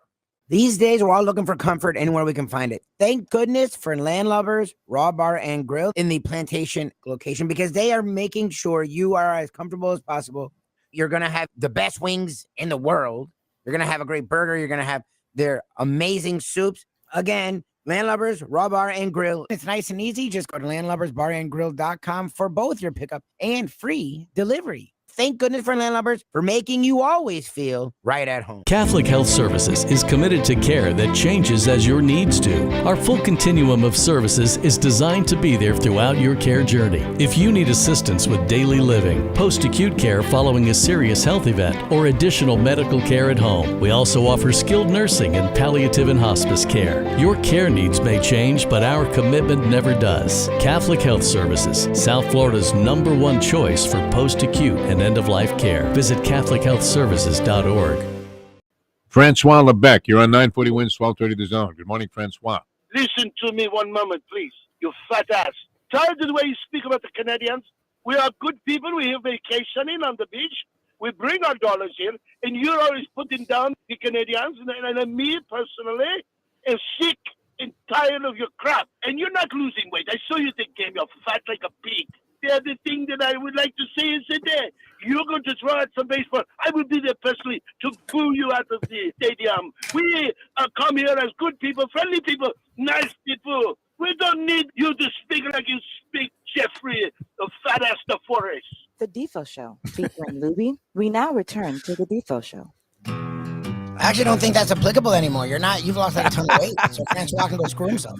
Who is this beautiful creature that just popped up on the screen? How did you manage to dress up the show like this, Mike? It's incredible. The top analyst in all of sports, but she joins us via video this morning. Wow. This is even more spectacular than I thought it was going to be. And we welcome you back to the Defo Show here on Ion Channel. And you can Google the Defo Show, catch the entire archives, although it might be painful, Caton Bredar, as we welcome the lovely Caton Bredar. We think, and distinctively so, if they're going to give $20 million to like Troy Aikman, I don't know what TVG, and I'm thinking of The Godfather in regard to when I saw you at Christine Lee's. It seemed like, vague remembrances of all of those conversations that night, because you saw I was in no condition to remember anything. But did you say that you might be sort of phasing away from TVG, and just when you thought you were out, they pull you back in? Welcome to South Florida, and of course you're here for Fountain Youth coverage for TVG, and it looked great. You were carrying Colmus on TV yesterday. It was fantastic. Yesterday was so much fun to be back with Larry. Yes, I am kind of easing out, but it's in general. I'm just going to, I don't picture myself at like 75 still being on air. That's kind of I do, unfortunately. God willing. I'm going to need to be. TVG's been gracious enough to kind of let me pick and choose along the way, but this kind of came up when this event, I guess first Saturday in March, I guess is what we're christening it, which is good because it's easy to remember. It definitely is the first Saturday in March. Became such a big event as far as the stakes in Santa Anita as well as Gulfstream they amped up the coverage and asked if I wanted to come. And I said, hey, a trip to Florida? Yeah, why Sure. not? And it's been beautiful. And I have to say, a real contrast to the weather that we experienced in Hot Springs, Arkansas last weekend. Oh, yeah, I saw you. Sleeting and freezing, but still a fun weekend. So I'm really excited. You guys were wearing, that was a splendid yellow coat you had on. Now, was that warm enough, or is that just a fashion statement that you were making, Caton? Because I know you're very practical in your approach to everything. It was both. It was very warm. It was the warmest thing I had. And it was also... The other guy was freezing, the guy that was on with you. I mean, he was like, you could see his lips quivering as he was introducing the 4-ball. He came from the Midwest originally, but he has forgotten his roots. And since he moved to California, it's as if the blood has thinned, and he also has thinned his closet and had absolutely no. We sent him to Walmart the night before to go get some more layers because he had tennis shoes. He had nothing to be prepared for. Well, you're expecting springtime there. When Eric Estrada was selling those empty lots in the wilderness, he never mentioned that the weather was going to be cold. It was always like a spring day, even though he was standing there in February. And I always liked, that the feature of buying that particular plot of land was its proximity, only 90 minutes from Oaklawn Park, which naturally would have been my incentive to go out and build a log cabin. All right, Caton, we want to congratulate you because, of course, you have ties to the now recipient of the Kentucky Derby Championship and the Run for the Roses in what had to be, I mean, historically, you would know this better than I would, the longest steward's inquiry in history. Well, Jeff, hold all tickets still, because even though we are the official, as of now, winner of the Kentucky Derby, because my husband represents jockey Florent Giroux, who rode Mandaloun, the runner-up, crossing the finish line, and he has been made the winner, and Churchill has indeed taken down the sign, but they have not sent the check yet. So until the check clears, to me, it's not official. Baffert's suing everybody now. I mean, he's suing Dwayne Lucas, whoever he can file a lawsuit against. Trump, I think, is even in his line of sight. Hopefully, we will steer clear of that ourselves. But yeah, this is going to be years. I mean, truly, it's years before it gets resolved. So, I will say that I think Florent's friends have already gone to visit the Derby Museum so they can see it while he is listed as the Derby winner. So They can go and say that their friend won the Kentucky Derby. So, and we'll enjoy it while it lasts. And hopefully it will last. And maybe this is the way it'll end up. But, and I said to him and I think to Brad Cox, the same is true. For now, you will always be able to say, I think you trained a Derby winner or you rode a Derby winner, but everybody feels the same. We all want to just do it for real. I mean, have him be the one that crosses the finish line first. So you can, it doesn't feel like a Derby win. It really doesn't. It's a very different and kind of surreal experience. Well, Medina Spirit is kind of the Russian skater of equine athletes at this point, and unfortunately is no longer with us. And, Baffert's screaming all over the place, and we don't know what's going to happen. All right, the Fountain of Youth is the order of business, and everybody was saying, and this kind of is cliche sometimes, but horse players are very particular about the quality of cards and the supporting races on a big stakes day like the Fountain of Youth. And I love the Fountain of Youth. I have very, very fond memories of doing some broadcasts myself with this race, including the time that Angel Medina tipped me on a horse in the previous race. And I had no way to get to the window. So using, a little bit of impromptu, and coming up with things on the fly, I asked if I could go do a little piece with the fans who were betting the race with a remote microphone so I could get to the window myself and get down on Medina's horse, who proceeded to win and pay like 120 and change, which was great. But, very fond memories of the race. And I loved it because, and one of our guys on the chat line, our good friend Possum, is saying, it's a great day to get out there, because it's not quite as crowded as the Florida Derby, but the action's the same, and the supporting card is incredible. So your thoughts on the overall day that racing fans have coming up at Gulfstream Park? It's an amazing day. It really is. I mean, you have stakes action all day long. The supporting races are really good. So I really think, and this has also been kind of historically true. Larry Colmus and I were talking about this yesterday, and he was saying how excited he is to actually be down covering the races all day versus calling them, because you always kind of sense a different type of excitement for Fountain of Youth Day than you do for Florida Derby Day. By the time Florida Derby Day is a great day, and it's sure produced a lot of Derby winners, but as far as the card itself from start to finish, I don't think it's quite as loaded. And you just don't have quite the energy because it's a little later in the season. So a lot of the stables have started to shift out of town. And I think people's attention is sort of so much geared toward the Derby that that's the only thing they're thinking about. But this is the point at which people with turf horses are really starting to gear them up. And so I think it's a bit more serious racing than we've seen all season long, from top to bottom. And I also think everybody wants to get out of the cold. So you have the crowd energy too that is taking advantage of it. So extremely exciting. And I know that the track's done a great job of this idea of the pick five, all turf stakes pick five, and all dirt stakes pick fives. And I mean, there's like 15 stakes races cumulatively between the two places. So Santa Anita and Gulfstream, I don't think anybody can sleep because it's between handicapping them and then watching them all day at Gulfstream and then into the night at Santa Anita. It's crazy, but it really, if you enjoy competitive and really good racing, that's going to be an amazing day. I would have to say, Caton, I'm not as familiar with the 3-year-old crop as I would like to be going into the Fountain of Youth. Of course, it's a very quick study sometimes. There are like 2 seconds in the form for me, and in between going screen to screen, I'll get a little bet in on the stakes race. But it appeared to me from looking at the field and the morning line structure that this was a wide open race that also featured some horses that, even if they don't win the race, might be something that you put back in the back roots of your mind there and keep in mind for the Derby. For sure. I have to say last week's prep races, maybe because of the conditions, were a little bit disappointing. And I don't know that we saw anything that was going to have a huge impact on the outcome of the Derby.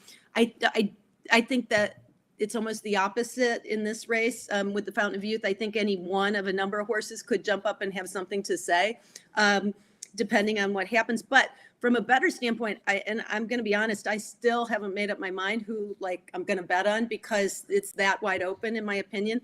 You can make an awful lot of cases for a lot of horses in here, and you can also kind of knock a few horses. So that's what, in my mind, makes it a fantastic betting race and very wide open. But you've got, so Rattle and Roll is going to be a horse that a lot of people are talking about. I think he'll probably get bet more than the hype has been up to now, because he's coming out of the Breeders' Futurity, which was last fall. So the knock is that he hasn't raced since then, and it's taken a long time for Kenny to get him back to the races.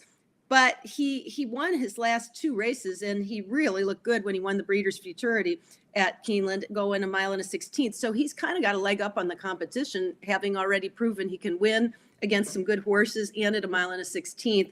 And he really seems like a pretty cool horse as far as temperament, and he's trained pretty decently. But, you got a horse like Emmanuel for Todd Pletcher, who isn't flashy, but he's 2 for 2. He kind of follows the pattern of a lot of Pletcher horses, young horses that look like they're primed to run big races, in races like the Fountain of Youth. You got Luis Saez. So I think that's kind of the juxtaposition, which makes it a good situation for the bettors, because either one of these horses could take a lot of money, but you could also get a decent price on either one of these horses, which is kind of a rarity. And then, of course, you got Dale Romans, who is always kind of talking about his horses and talking up his horses. And it's been a while since he's had a horse that had a big shot. But, Howling Time comes out of the Kentucky Jockey Club, and that is a sneaky race in which almost every horse that's come out of it has come back to run really well. And then Giant Game, who is a horse that he's been high on all along, ran 3rd in the Breeders' Cup Juvenile and then atrociously in the Holy Bull. But to be fair, maybe he needed the race, maybe he wasn't ready. I prefer Howling Time between those two. I think Howling Time is the one that, here's the angle, Jeff. When all else fails with handicapping, Joe Talamo, who's riding Howling Time, is represented by Dale Roman's son. So you got to figure that it's all in the family. Exactly. And so I think the horse has got to be doing well. And they're hoping that if he does get good, that you are ending up making it a family affair going forward. Another guy dubbed Smokin', along with Smokin' Joe Philbin, Smokin' Joe Talamo, who, very competent. Obviously, all of these jockeys, that's part of the fun also. I mean, you get jockeys from all over the place, and you see the best versus the best. Lubie's got one for you because he's now tempted to bet the race, Kate. And that was brilliant analysis, by the way, for our viewers and listeners out there. We said, and you come as billed, you brought it to the table as billed, as one of the best analysts in any sport. And, you should take over for Collinsworth on that Sunday night NFL game. Be far better and, less burdened by statistics. I'm going to give you two more horses just to complicate things, okay? Yes. Lubie wants in now. He was going to box the field. Okay. There's Kelly Breen's got In Due Time. And nobody's really been talking about him, but I'm like, his last race was better than almost anybody else's in the field. So I'm kind of curious about him. And simplification, yesterday I talked to Antonio Sano about simplification, and Castellano's hopping off, which I don't quite understand, but he ran a really good second in the Holy Bull. And I just think if he keeps improving, he's probably going to be in the trifecta. So simplification, I don't know if he wins the race, but I think that he's one with Jose Ortiz that you got to think might be able to be a part of it. Giving us balloons for trifecta, configurations. Absolutely fantastic. All right. A couple of quick things, Caton, and we thank you so much for joining us. And it's spectacular to have you here on video here on Ion Channel. And it's just a real treat for us. Two things I'm curious about. I know I'm not sure what your position is exactly on signs from the gods of gambling, how deeply you believe in them, but recently popping up on my Facebook page is a picture of me, and it was from a year ago. And who am I in the company of? But Paco Lopez. Right. And I believe he's on the 4-ball. Now, in your interpretation of dreams and signs and things like that, does that mean I should bet on Paco Lopez, or is it a sign that, hey, nix this? That was a year ago, chump. There's no way he shows up in another photo again. I don't know. I go with science, the science of handicapping versus the magic of the science from the gods of gambling? Okay, that's fair. Is Shruppy incorporating the science into his pick 6 tickets? I don't know. And what happened to Corniche? Why am I hearing nothing about Corniche, who I thought was very impressive in mowing everybody down in the Breeders' Cup Juvenile? I think he really was. I think he's just taken longer to get back to the races. And given all the legal problems that are going on, I think they just they said, why not just take their time? Because I don't know that Bob is going to be able to run anything in the Derby. So at this point, why rush him back to get caught up in all the goings on of all that to see whether or not he even gets to run it. But I think he's just taking longer to come back. Look pretty impressive to me. I don't know. He's a nice horse for sure. He is a nice horse. All right, Kate, we love you, and we can't thank you enough for doing this. This was fantastic. And now that we have this new system here, we're going to impose on you even more than TVG at this stage of your life. And you're just trying to get out and enjoy your life, right? With this system, though, I'm curious, when Mayo comes up, is it going to all go verklumped and he's not going to be able to talk, or something's going to happen, right? And then he's got the disgusting habit now of shoveling food in his face, with like an on-air demonstration of what it's like to eat a whole slice of pizza in one bite. And then the Skyline chili thing, I don't know if he's talked to you about that, but that no, really, I have problems with that myself. Yeah, I mean, it's in stark contrast. You travel around, man. Somebody suggests Skyline chili, you're in Cincinnati, you say, hey, you know what? I think I'll cross the state line here and get into Kentucky. Anything but that. Kate, we love you. Thank you so much. Brilliant stuff. Our fans are so thrilled that you were able to join us like this. And we thank you so much for getting up with us this morning on Degenerate Friday. Always a pleasure, guys. All right, thanks a lot. Thank you. Caton Bredar. We spared her the Jersey Kyle because he still hasn't figured out what to do with the computer, Jersey Kyle. And now is what? He's going to be looking for back pay on the show. He promised me that. next week. He promised me next week. He said this was a hectic week. Next week's the week. I said, okay, Jers. Yeah. I mean, we get nothing but excuses from our people here, and we accept them readily. Okay, great. Ken's setting up another week's worth of show. Home. He's literally putting in hours of time to put these things together that are saving our show. And Jersey's like, fuck a laptop. That's it. Jack's pulling his hair out saying, well, where is this guy, man? He was funny. All right. That was great having Kate. That was fantastic. I love the new innovations here, Lubie. You're going to extremes now to try and make sure that everybody is on board here, that this is a visual enterprise. Well, no, it's like what Mayo says. Like, if Ken's going to these links, and again, he's not, like, he's a part of the show. He's definitely entrenched in the show, but it's not like it's his show. Yeah. I feel like an asshole that like everyone's like, fuck, what if he's doing this? What the hell am I doing? So it's like, if he can do what the hell he's doing every single week, he's coming up with something that's somehow better than the last week. The least I can do is try and get people on video. Yeah, no, that was great. And Caton Bredar are just brilliant. Wow. I mean, does she know her stuff or what? She's the best. Incredible. All right, Paco. Now, what do I do? She wasn't buying my signs. No, she wasn't. No. She what did she say? She was going to go with proven sound handicapping theory in science. Yes, whatever that means. Over my baloney. I love her, man.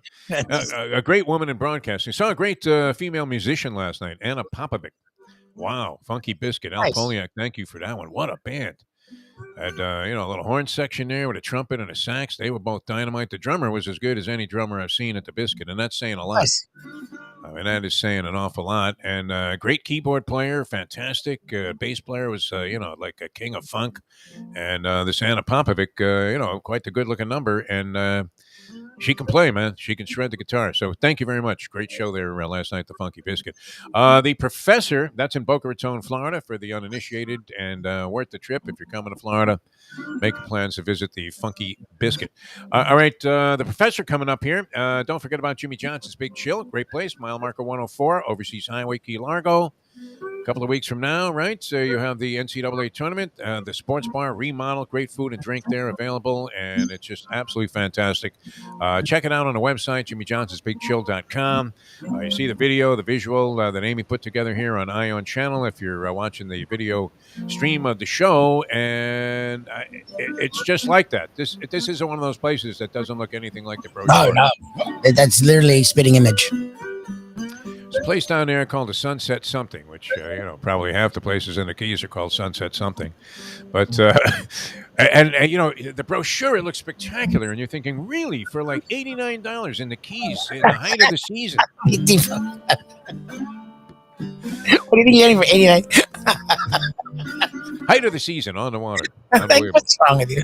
But it looks nothing like the brochure, I can assure you. Including the closed Chinese restaurant that's like a part of the, offices at the front of the hotel, which are very distant from the rest of the place. All right, we're coming back with the Professor and the big board. I don't know what he's going to do this week. I actually don't either. I guess he's pissed at me because he didn't even tip his hand this week. He's like, fuck you. What happened now? Oh, really? Oh, yeah, because you spilled the beans last week. Weeks ago, so the Coach K stuff would have been more than applicable. I mean, if you just re-racked that, it would be a home run. All right. Professor coming up in just a second here on the Defo Show. And once again, thanks, Caton Bredar. That was brilliant. And we also have the Gambling Gourmet, Mike Mayo, coming up on the program as well. So we'll continue with a Degenerate Friday in a moment. Now that. The time. It's 8:22. Folks, Tony Segreto here. Let me ask you a question. What do you look for when you go out to eat? Good food, obviously, friendly atmosphere, not too loud, but good energy, reasonable prices, and a place where you feel comfortable. You're talking about the Texas Roadhouse. Good for a family, good for a date, or just a night out for yourself, and prices that will make you extremely happy. Their ribs unmatched. Steaks hand-cut every day. Everything, and I mean everything, is made on site, including their incredible bread. Trust me when I tell you, Texas Roadhouse, your restaurant, your destination when you say, where should we go and eat tonight? From the newly renovated sports bar to the beautiful bayside views captured at the Tiki Bar, Jimmy Johnson's Big Chill has it all. Located at mile marker 104, The Big Chill also offers waterfront dining while experiencing breathtaking sunset views of the Florida Keys. It's simply the hottest spot in the Keys to cool off. That's Jimmy Johnson's Big Chill at mile marker 104 in Key Largo. For more information, call today at 305-453-9066. Any time of year, things can happen to your home or business, and the insurance company can be your friend, but they also can be your enemy. Horizon Public Adjusters, Justina Testa, are here for you to help this process go so much easier. 7 to 10 times more money recovered with a public adjuster than if you went on your own. If there's no recovery, there's no fee. Before you call your insurance company, call Horizon Public Adjusters and Justina Testa at 954-809-8755. How many gamblers did I bail out last weekend with my game of the year? $100 better made $10,000. A $500 better made $50,000. Well, I got 6 games on Sunday that I'm releasing absolutely free. These games are a burial, a blowout, a human lock. You can bet your unborn children on these 6 games. Absolutely. I believe. We now return to the Defo Show.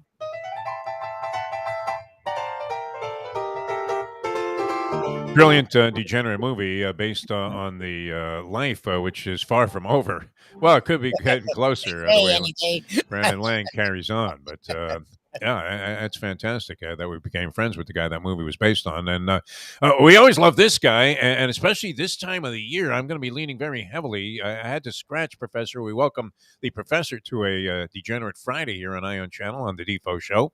Jeff Deforrest, Mike Lubitz. The Professor literally has developed the most popular segment in all of streaming with the Professor's Big Board. And Professor, how are you, first of all? I'm okay. I did take Russia -17, and it's looking like there's no way they're going to cover the spread. So wow. That's a little depressing. But yes. Other than that, I got to say, Dee, I don't understand your passion for that movie. That is not a good movie. I loved it. I really did. Gambling. Yeah. I get it. The portrayal of the old Jim Feist show, which is, seemed like they had done a takeoff on the old Proline show that was one of the original pieces of programming on the USA Network. And the portrayal of that and their parody of that whole thing, I thought was brilliant. That alone made the movie for me. And of course, Rene Russo. Degenerate. Yeah. But yeah, I'm not seeing it in that one. Matthew McConaughey just is not doing it for me. I feel like Brandon Lang, now that I've met him with you guys down at the Super Bowl a couple of years, like I'll only sell my movie if McConaughey plays me. Just to impress strippers, really. Yeah. Oh, for sure. Oh, no doubt. No, he fully admits that. I mean, the thing about Brandon Lang is he is an open book. He says, yeah, you know what? McConaughey played me in the movie, and he knows that he's gotten any number of sexual favors as a result of that. Okay.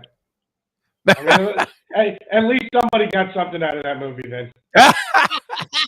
Jeremy Piven, man, was brilliant in that movie. What, are you kidding me? And then the guy that delivered that little soliloquy there about the lock of his lifetime when he got all red in the face, I would think if anybody would appreciate the comedy in that, it would be you, the Professor. But I'm going to be leaning on you. Now, I had to scratch my Vegas thing, so I didn't get to do the bucket list thing. And I would imagine, Professor, you have been in Vegas for the opening week of the NCAA tournament, correct? I have a couple times when I was much younger, more full of energy. What did you think? I told you earlier, I think it's kind of a young man's pursuit, but I mean, it's a blast. It is. It's nonstop action. Starts at 9 o'clock in the morning, doesn't end until 10 or 11 o'clock at night, and then you go get drunk and start all over again. So, I mean, it is a 4-day bacchanal, and it is a blast, but it'll sap your energy.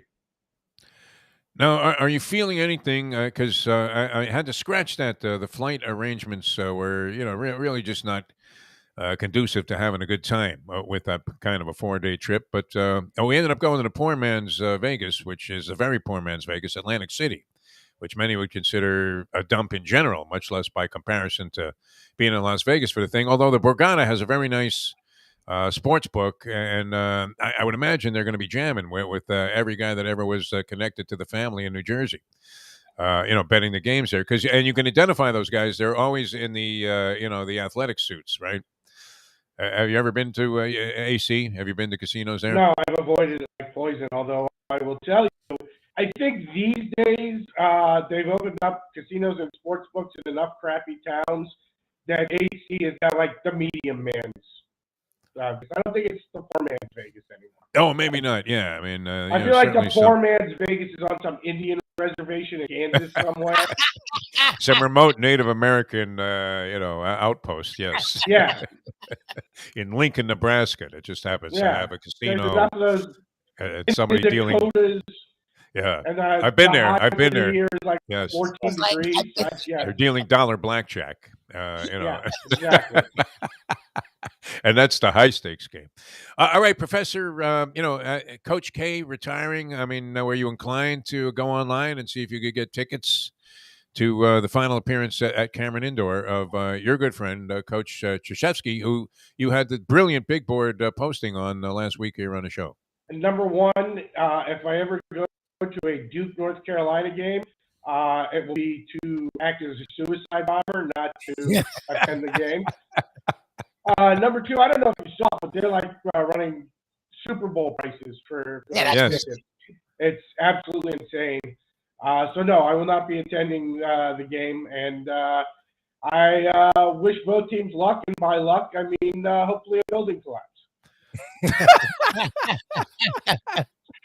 All right, the perfect segue into I don't know how you're going to do it, Professor, because you're 3 for 3 on this thing, and each with escalating heights of hilarity, and it started with a very high bar. So this Professor's big board. Are you going to spin the camera around to the big board again this week? Okay, so we're done with the foreplay. We're just going right to the big board. Now that's fine. The foreplay. Defo, we got one of my favorite events. We were just talking about the NCAA tournament. It might actually be my favorite event, although I love bowl season too. So it's hard for me to pick that week around Christmas time where you get all the bowls that people like yourself call quote unquote crappy, but that I love.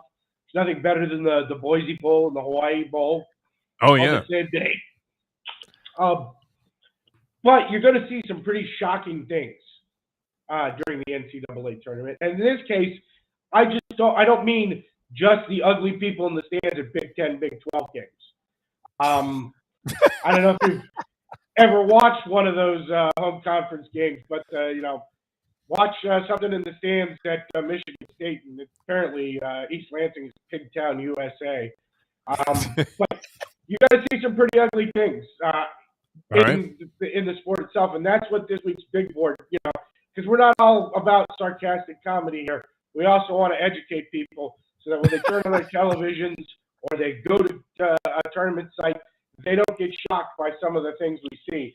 So, Defo, this week, we're going to try to inform the people, and it is the big board of horrifying mascots. Because I don't know if you've seen it, but there are some rough mascots out there that will really shock the hell out of you, and we want to review them this week. So that's our big board this week, the big board of horrifying mascots. All right, we're ready for it. Yes, we're ready. We're going to start with number 5, a school that is very near and dear to my heart, but who has a truly horrible mascot, and that is number 5, the Wake Forest Demon Deacons. Now, if you like myself are a child of the 80s, you've always been scared of this goddamn thing because it looks exactly like the creepy old guy that comes to your door and poltergeist and then tries to kill your entire family with demons. But it's even more frightening now, particularly if you're a Floridian, because I don't know if you're looking at this thing, Defo, but it looks like Rick Scott had sex with the cat in a hat and then sent the child off to be raised by an ultra-religious cult. And Wake Forest picked it up as a mascot. It's one of the most horrifying things you've ever seen. And again, I love Wake Forest basketball, Randolph Childress, Tim Duncan, all the history. But the mascot is absolutely horrifying. Great start. I keep wondering how you're going to do it, but here we go. Off and flying with number 5.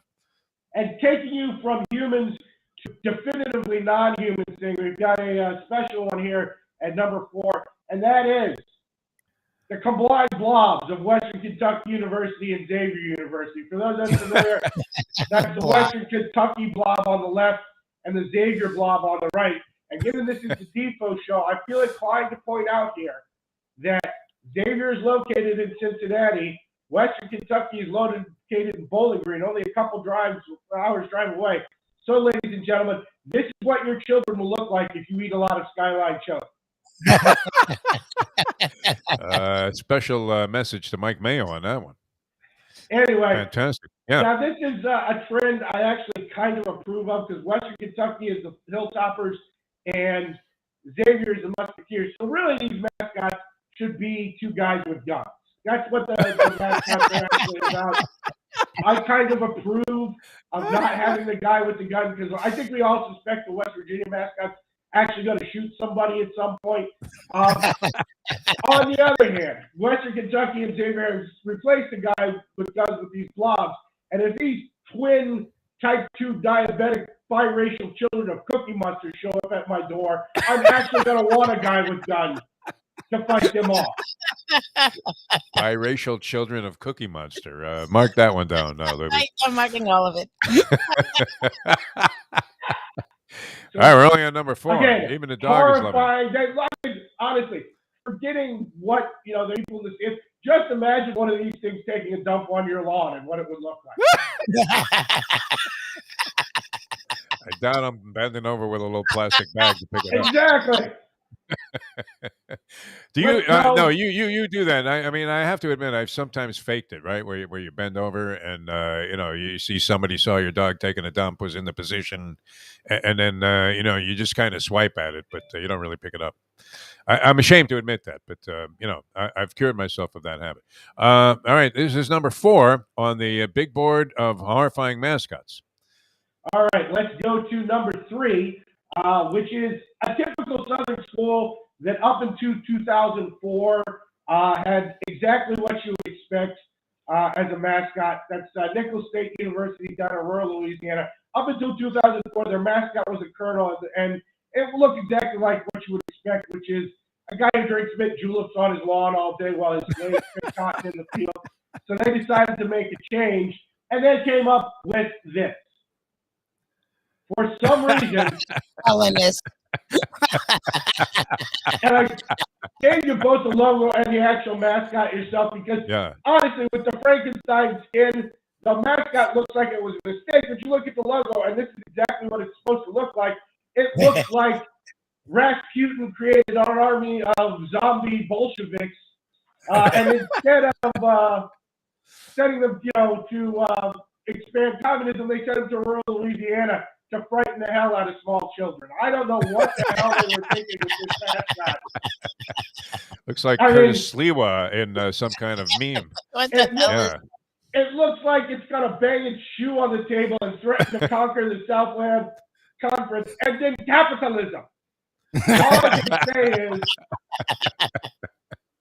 the Ukrainians better thank God that this thing's in rural Louisiana instead of fighting the war, because that would have been over in about 30 seconds. Nichols State. These are horrifying mascots that you might encounter during the NCAA tournament. His name is Colonel T.U., and as I said, he is here to win the Southland Conference and destroy the United States of America in the name of V.I. Lenin. Outstanding. That's number 3 on the big board this week with the professor. Number 3 takes us to one. It's not just a little frightening. It's also, I think, a little mean-spirited and sad, and that is Oklahoma State's Pistol Pete and his gigantic freak head. Now, there's a lot of things going on with Pistol Pete because they have chosen to combine the gigantic head with normal-sized body and clothes. Normally, when you have a mascot with a gigantic head like the Wake Forest Deacon, he wears big puffy clothes to go with it. No, the Oklahoma State Cowboy just does it, and he's out there with that sad look on his face. I assume he looks and he's never happy. He's always got a smile on his head. I assume it's because he killed his birth mother on the way out. That gigantic melon of his.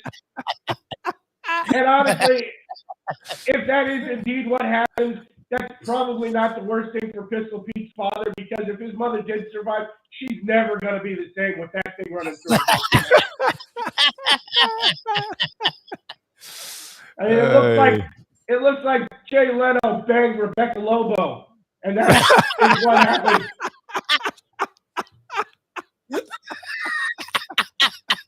These are horrifying, yeah. But I feel a little bad here because is Oklahoma State making fun of people with gigantic heads with this mascot? Like they're always sad, morose. Because look, he's got the guns up, he's getting ready to shoot. It doesn't look like he's celebrating a touchdown. It looks like he's thinking about ending his life via suicide, because existence is just misery for Pistol Pete. Yeah, let's hope Oklahoma State doesn't go too far in this thing. Would imagine you get long odds on that anyway. All right, that's number 2 on the big board. And that takes us to our number 1, Defo, which is a runaway winner here. There's nothing even close to this monstrous creation that probably sprung from the head of the devil himself, because I don't have any other logical explanation for it. And I do the joke preceding it, but you have to see this thing to really understand. And that is Woo Shock, the Wichita State mascot that, I don't know, eats children in his spare time. It's the most inexplicable mascot. We put both the new and the old one side by side here. The old one's on the left. It is part Bart Simpson and part Ted Bundy. I mean, look at that thing. Honestly, child sex trafficking, selling guns to African warlords. There is no crime you couldn't picture that thing committed. Like, honestly, he looks like he's about to go sell some uranium to Al Qaeda with that. And they got rid of him, I assume, because people stopped coming to the basketball arena because they were afraid of it. And they replaced him with his brother here on the right, who's a little friendlier looking. Clearly they're related, but he likes to party. He likes to party so much. Look at those. He has done enough cocaine to collapse him and absolutely destroy his face. I knew a girl like that. Yeah. It looks like he's caused, with the mouth, he looks like he's caused himself Bell palsy, but it's still inherently evil. I don't even really know what to joke. This thing is so frightening. I can't imagine anybody gets away with taking their children to Wichita State games. I don't know if you're aware of this, Defo, but the two people who provide all the money for Wichita State are the Koch brothers from Tea Party infamy a few years ago. They can literally make mascots out of the Koch brothers themselves, and it will be slightly less frightening than this.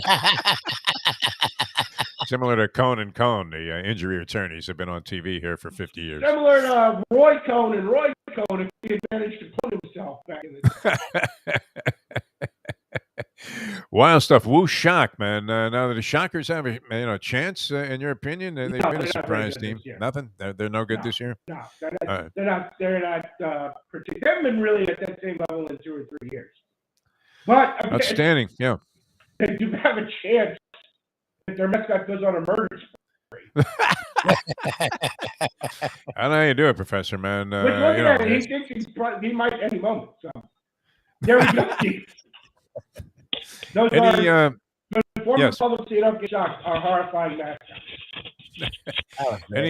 Any basketball steam, coming up on a weekend? I mean, obviously, this is a big time of the year to try and make some assessments, especially about possible, early round upsets in the NCAA tournament. Anything you're looking at, Professor? You can never really tell in terms of the early round upsets. A couple things to keep our eyes on tomorrow. There's actually a little bit better action Sunday, I think, tomorrow. Tomorrow, I might look at Kentucky over Florida. They are on the road. Road teams haven't had a ton of success this year, but Kentucky absolutely outclassed Florida at home. I wouldn't be surprised to see them do it again. And a couple to keep your eye on actually on Sunday. First one I would look at is Houston over Memphis. I think you might get a surprisingly light line there, and Houston's absolutely been crushing people. And then Iowa over Illinois. I don't really like the way Illinois is playing right at the moment, so I wouldn't be shocked to see them go down again. And Iowa, I mean, you saw them the other night, shot the hell out of the ball, and have been really good on offense all year long. And the last one, and I'm trying to remember who they play here. bear with me for one moment, please. And that is, a St. John's team that is probably not going to make the tournament, but is sitting on a real streak, particularly on offense.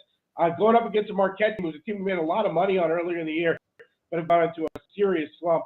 I would look for St. John's to be, 5 or 6 anyway, on the road tomorrow, and I would think they have a chance to win the game straight up the way Marquette's been playing. Excellent as always, Professor. We applaud the fourth edition of the Big Board. Outstanding, and just tremendous stuff, and very useful. Like you said, you're trying to educate people. It's not just a thing to do some pick. Yeah. To tune into a Wichita game for the conference tournament and have a heart attack looking at that. Yeah. Or if we happen to have any watchers in Wichita, I don't want you to let your children anywhere within a couple of miles of that thing. Keep them away from the arena as long as that thing's your mascot, because he's got bad plans. Most horrifying mascot ever in the history of sports, though, still has to be Dolphin Denny. A busted out guy with a bulbous nose and a pair of orange coach's shorts and a sequined sombrero, and had nothing to do with the team. I don't even think the team actually acknowledged that he was there. Yeah, you hate Dolphin Denny. No, I like the guy. He was a good guy, man. I mean, he worked some shtick. Tell the way you're talking about him. It's no worse than my thing with John Oates, who we sucked up to on our Believe podcast today. So, Professor, always great, my friend. Oates, John Oates? We had John Oates on yesterday. Not the former manager. Defo through the years, how he really believes that Oates just rode the coattails of Hall, and he's openly said this for over 10 years. What do you so belong in the Rock and Roll Hall of Fame? That's not a belief. That's a historical fact. Well, so we had John Oates on. No one ever bought a ticket to see Oates. Yeah, exactly. That's my point. So we had Oates. I mean, honestly, Lubie wanted me to present that to him in the 7-minute window we had to do this interview. That's like Lubie saying, "Oh, well, Defo believes Garfunkel was the less talented of the duo." Of course he was. That Oates suck isn't like a debate. Hey, he lucked out, man. He got in a college band, and 50 years later, he's still playing places. Yeah.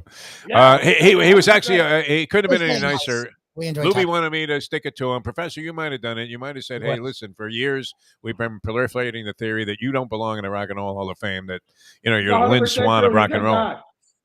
Again, I'd have to think about it because is Garfunkel in? If Garfunkel is in, then I guess Oates can go in. Well, I mean, that's the same thing about Urlacher and Zach Thomas. I mean, if Urlacher's in, how come Zach's not in there? Right? I don't feel like that's the same, no. Like Zach Thomas has a legitimate case. Oates and Garfunkel do not have. Don't. Garfunkel on his own. No one's paying to see this curly hair. Honestly, I wouldn't hire Garfunkel on his own to play a bar. Yeah. I mean, if I was going to send the singer over to Lubie's bar mitzvah, we could probably get Garfunkel to do it for less than the band. By the way, Defo, just because I have you here, I'll tell it to you off air, but I have shocking revelation about bar bands and the venues they play. I had a shock. I already told it to Lubie over the weekend. Walked into a joint, found a very different musical act than you would expect. Okay. All right. Are you going to share that, or should we save that? No. I'm not putting that here. I want to sound like Jack Nehmer's already looking through his contractual allegations. Yeah. Seeing how he's going to alibi his way out of this one. All right. Very, very well done, Professor. As always. Always a pleasure, my friend. I'll be leaning on you for some early round NCAA stuff, which we'll get into next week. And thanks so much for joining us here with the Big Board. You have a great one, Dave. All right, thanks a lot. The Professor with the Big Board. That was classic. That was an interesting, approach and a subject, a topic that you probably won't see discussed widely on other sports talk shows today. I doubt Brady Quinn is bringing up horrifying mascots you might see during the NCAA tournament. I hate to pick on Brady Quinn, but it just popped into my head because you're thinking, are people, same thing with the Colorados. Are people saying, wow, I can't wait to wake up and hear Brady Quinn's take on where Kyler Murray might end up? No one is. All right, Mike Mayo, the Gambling Gourmet, is going to join us next. Mike, always fun talking about food, and I would imagine the Fountain of Youth here on the program. That's how we'll finish out a Degenerate Friday. I'm Jeff Deforrest. He's Michael Lubitz, and we'll be back with more on Ion Channel in a moment. Now that. The time. It's 8:48.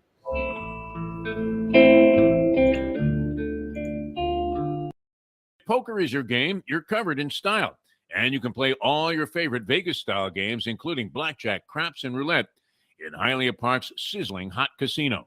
Get a player's card when you walk through the door for all kinds of generous amenities, including our favorite, free play, when you come out to the ultimate casino and entertainment destination, Hialeah Park. These days, we're all looking for comfort anywhere we can find it. Thank goodness for Landlubbers Raw Bar and Grill in the Plantation location, because they are making sure you are as comfortable as possible. You're going to have the best wings in the world. You're going to have a great burger. You're going to have their amazing soups.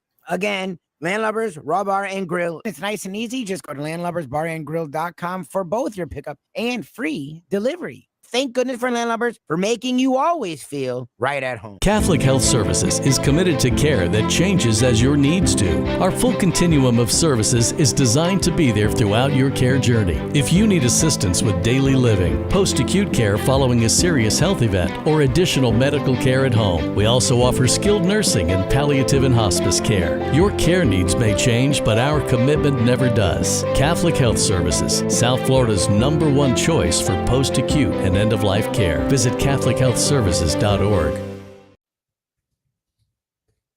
With us. All right, we have the Gambling Gourmet with us, Mike Mayo. Well, yeah, and you know me, when it comes to like pro football, I usually like to sometimes handicap games on which is the better food city. Where, you know, where would I rather eat in?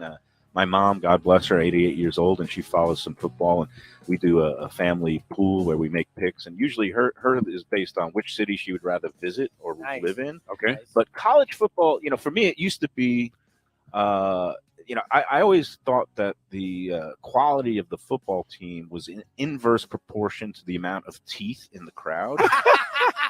So, like, grab a bagel and a schmear, plus some Defo and Lubie. Welcome back to the Defo Show.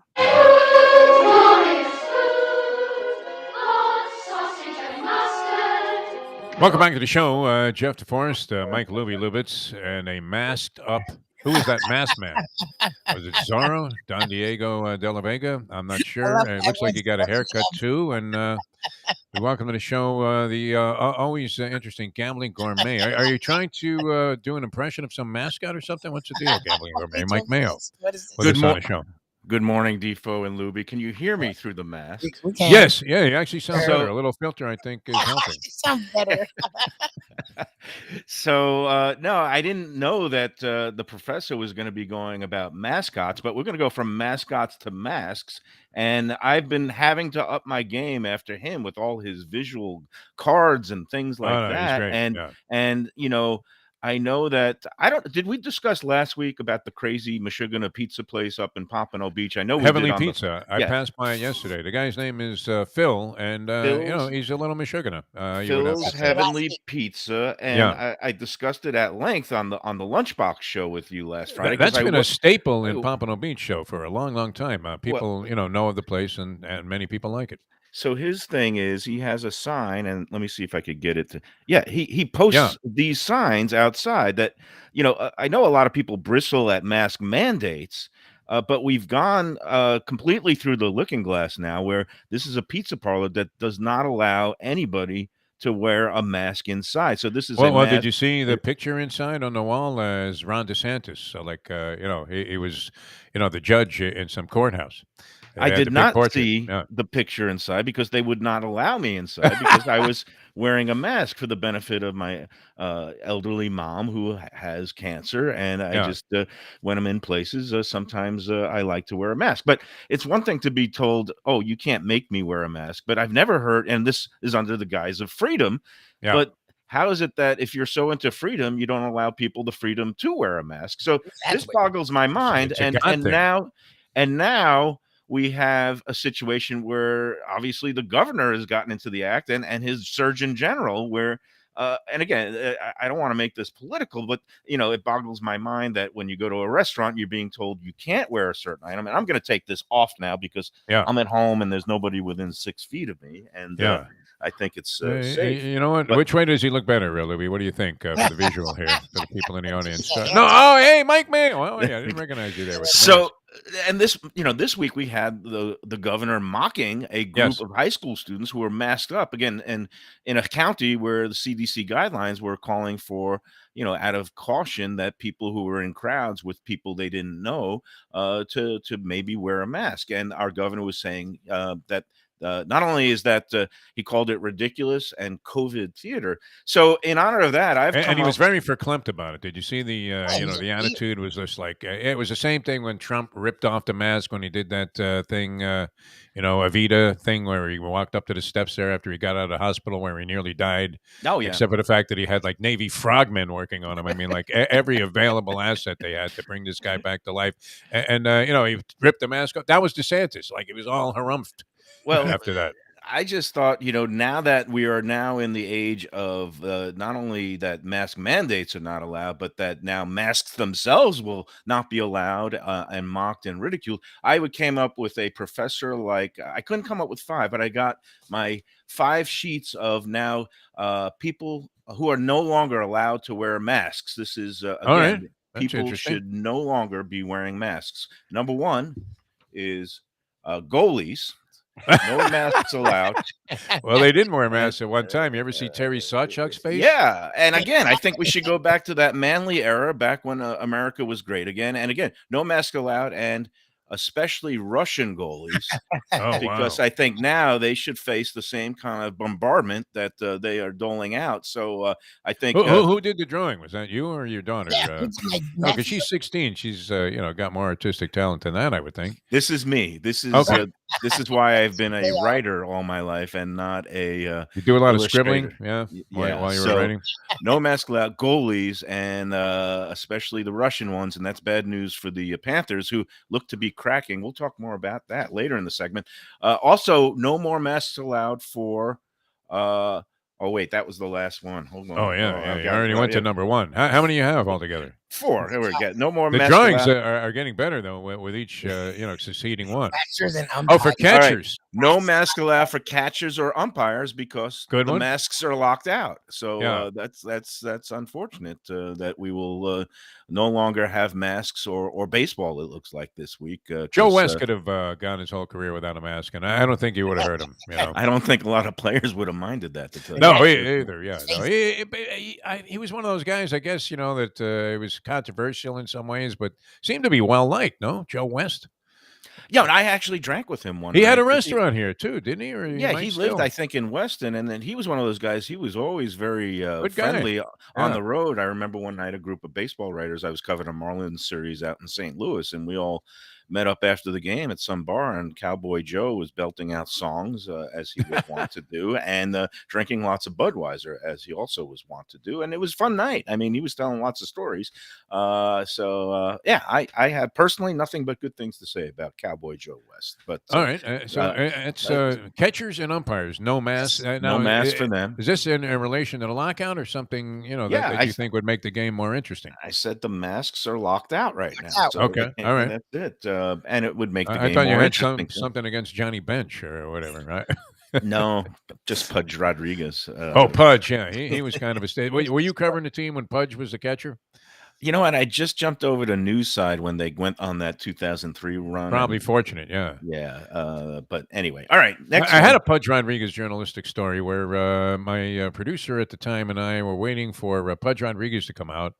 And we were told we were going to get an interview like 5 minutes with Pudge Rodriguez. And he, obviously was a player of interest because he just come to the team. And, it was a dynamic star by comparison to some of the other Marlins. And sure enough, we wait. The guy's sitting 5 feet away from us in the trainer's room. And he's acknowledging that, he knows that we're waiting for him. And he sits in there for an hour and a half. Comes out, we ask him one question, and he says, I don't have time for this, and walks away. Typical prick baseball player maneuver. You're like, my God. I mean, I can't believe we actually wasted our time because, me, and Lubie knows this. I'm not one to want to wait around for this kind of stuff and then get stiff like that. Some baseball players got off on that. The other guy who was the most nasty guy ever was Kevin Brown. Remember him? He was a little rough. Yeah. What a asshole. I mean, look, I heard he was an ass. Yeah, he's a complete asshole. And, they get off on that, on just like kind of stringing media along because they can. Yeah. And that's why I went to news side. I got tired of dealing with those pricks. All right. Anyway, the next group of people that I think our state is going to be banning mask wearing is surgeons. Surgeons, no masks. Wow.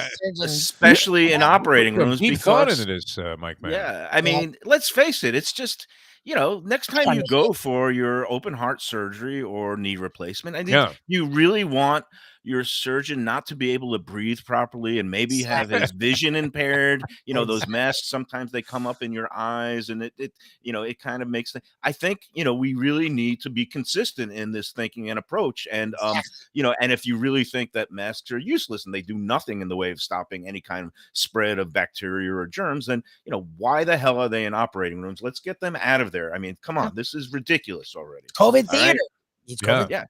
Yeah. It makes sense. And I think, Lubie, could you kind of earmark this piece and send it up to Tallahassee and let DeSantis have a viewing of it? Because, very well thought out by Mike Mayo here. No, today. I mean, I'm in complete agreement with these people. I think the thinking is sound. The philosophy is consistent, because it's all about freedom. So you can't let people make the choice to put on a mask. If they feel that's the best decision for them and their circumstances, because what kind of freedom is that? The one Asian guy kept the mask on. Did you notice that? The one Asian kid. What a jerk that for him. DeSantis thing. You know what I would have done if I were there? I say this, but who knows? But I was enough of a wise ass to do it. I would have said, "Okay, Governor." I would have. Hold on. Taken off the mask, and then I would have gone, achoo, right in his face. That would have been great. Sorry, nothing affair. There's no germs that could be spread from the air. All right.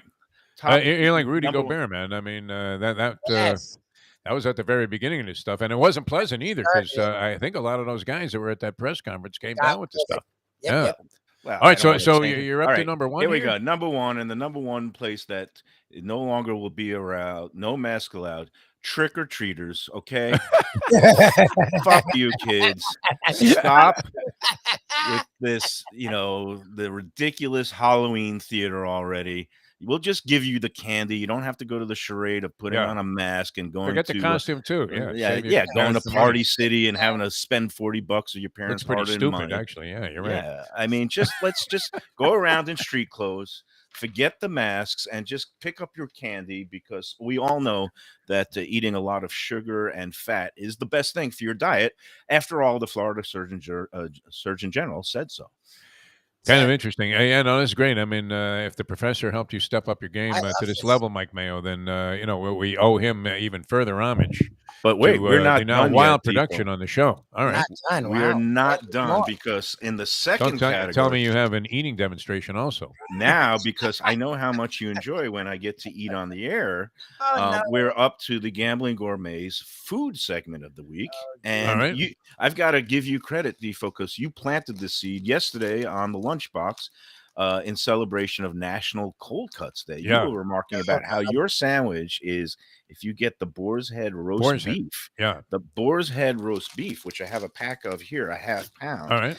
And you said you just like to layer on. I'll pile it right up, all of it. I'll take the whole pound. Here we go. We've got the whole, it's not as rare as I would have liked. And do you ever notice this, Defo, that when you buy a roast beef at the deli counter, when they slice it, it's beautiful, rare and bloody and red, and it's brown by the time that you open it up and that you are piling it onto your sandwich here, that it just ends up turning into this brown mush. But that's okay. It looks like you went to Arby's. It's still pretty. Is this pile high enough yet? Let's just slap it. Oh yeah, but we can't see it yet. I mean, okay, that's pretty hard to say. All right. And now, is there nothing on this bread? Because I know you're a big bread freak. I put a little piece of Havarti cheese that I melted and toasted. Havarti cheese, and because it's you, Defo. What are you putting a hot dog on? Oh, golden. Well, you put mustard on a roast beef sandwich? I do like mustard on roast beef. I like see Russian dressing, maybe. but I am boycotting. Come on, Lubie, get with the program. You got to boycott the Russian dressing because we can't. Does anybody use Russian dressing for anything though anymore? You never hear that. Like the options used to be in a restaurant, Michael. Would you like French, Russian, blue cheese, or Thousand Island? And now Thousand Island. none of those are ever mentioned. Never. I mention it when I go to Grandpa's because they still have Russian on the side if you All want. right. That's a very New York Jewish. I hope they're deli thing. outside. No. All right, here we go, Defo. Yeah. For you got the big. Okay, this is mustard, Havarti cheese, and a pound of roast beef. Mike Mayo, the Gambling Gourmet. Oh, yeah. And this is your breakfast. I like that. Very nice. All right, so what do you think? That's a good sandwich. So I got mustard all over my face because No, but this is you really go for it. I give you credit. yeah. You don't mess around. Now you're going to eat the whole thing, like while we're getting the visual here. Are you just going to shovel it in there? I forgot to bring my water with me. I'm in trouble. Yeah. All right. Well, we were going to take a short commercial time out here. Well, and come here back with I'm more. going to use my mask now as a napkin. There you go. That's what DeSantis would suggest. That's what he you wants, wipe, and then wipe just your ass with the throw it mask. away. Yeah. That's it. All right, we'll come back. We'll talk sports. I want I to. know we have some things, and you got your Fountain of Youth. We had Caton Bredar on the show. That was great. Fountain of Youth, and the Panthers have started to begun their descent. Well, they won last night, though. They beat a crappy Calgary team as a 4-1 favorite. They're no longer best in the league. They're dropping like a rock, and by the time we got 28 more games to go until playoff, they'll come back all the way to the pack. We'll see. This would be the reverse Panther tease, though. Where they were horrible early in the season for most of these years, and then got good late, and you thought, wow, if they'd only done this before. And now this year they were great and throughout most of the season. I mean, how deep into it are they? They're pretty far along. They're pulling a typical 1980s Dolphins move. El Folder, starting out like gangbusters. My whole life they did that. Yeah. Early 90s too. Well, we're 7-1 at the halfway point here, and we really think we have a solid chance to go all the way. All right, we're coming back with more with Mike Mayo, the Gambling Gourmet here. And, of course, Mike fueled by a lot of alcohol, as you can imagine. That's the only way you could have come up with that last segment about the mass, which I thought was you at your journalistic brilliant best. That was very good. That was great. Now, were you drinking heavily? Because you wanted me today. I can't make it down there today. It's just an oddball time. I really want to go. I might go Primo with Liquors, right? Mm-hmm. Primo Liquors. And that's all over South Florida, right? I need to stock up on my wine. Because the world is getting more ridiculous, and the best place to stock up is Primo Liquors. They've got the 5 locations, and that newest one is across from the Galleria Mall, where I want to get you down there one day because I really want to go. I do. I'll go. Just let me know. I'll make sure we're all set up. I like that you can taste the wines in the back there, and they don't get in a big snit about it. They have this reserve room, and they always have different tastings and stuff. And even when you go on there, they usually have a couple of bottles open, and they'll pour you something if you try this. What you like. And their staff is so great. And we love Primo Liquors, Sam and Koshel, and they've got the condo up in Louisville. We're gonna hit them up for that. We'll see if we make a road trip for. Oh, that's great. I was working out with Texas Roadhouse. Sagrano's got a party for us to go to. That's it. We may have accommodations. Yeah. So Primo Liquors, again, they got locations in Southwest Ranches, Davie, Weston, 2 in Fort Lauderdale. The one I go to is south of the New River Tunnel, and they got the greatest selection, lowest prices, and the most helpful staff. Whatever you want. Defo, even a white wine, Chardonnay sipper like yourself, yes, they will point you in the right direction and get you good value bottles. You say, hey, and they'll take one look at you and say, okay, here's a good $15 bottle, $20 bottle, a good price range to get some great value wine. Because not everybody is a collector and has a cellar, and they are open to helping everybody out. I love Primo Liquors. Go check them out, primoliquors.com. You don't see like super expensive bottles of Chardonnay. I don't know, what the reason for that would be. I would imagine there are some that are just, enormous in terms of, being light years ahead of some of the cheaper, lower end stuff. But like red wines, you'll see some guy pay what's the top price that's ever been paid for like a bottle of Lafite Rothschild, whatever year it would be. Probably like $60,000. I don't know what. That's a great question, Deef. I'm going to research that for the lunchbox. What the highest price for a bottle of wine at auction has ever been? Yeah, it's a good. Okay, good question. Yeah. I mean, what would it be? I mean, would it be a Lafite? Lafite pink eye, I guess, would be satisfactory to me if he was making a wine. I think he may have ties to a winery. Lafite pink eye. Yeah, it's got to be. You know who does one of those ties Bordeaux. to a winery? What's that? Among jockeys is Alex Solis. Nice. Solis. I ran into him, and he told me he was making wine. His son also became a very successful jockey agent, I believe, or bloodstock agent, one or the other. Yeah. Anyway, Mike Mayo, the Gambling Gourmet, with us here. It's a Degenerate Friday, which you can tell he's a stone degenerate. And excellent demonstration with the sandwich on National Cold Cut Day. Jim Sarney's all over that. Our friend Jim Sarney, who's a big fan of the show, and of the Gambling Gourmet, who returns with us in a moment on Ion Channel. Now that. The time. It's 9:08. Tony Segreto here. Let me ask you a question. What do you look for when you go out to eat? Good food, obviously, friendly atmosphere, not too loud, but good energy, reasonable prices, and a place where you feel comfortable. You're talking about the Texas Roadhouse. Good for a family, good for a date, or just a night out for yourself, and prices that will make you extremely happy. Their ribs unmatched. Steaks hand cut every day.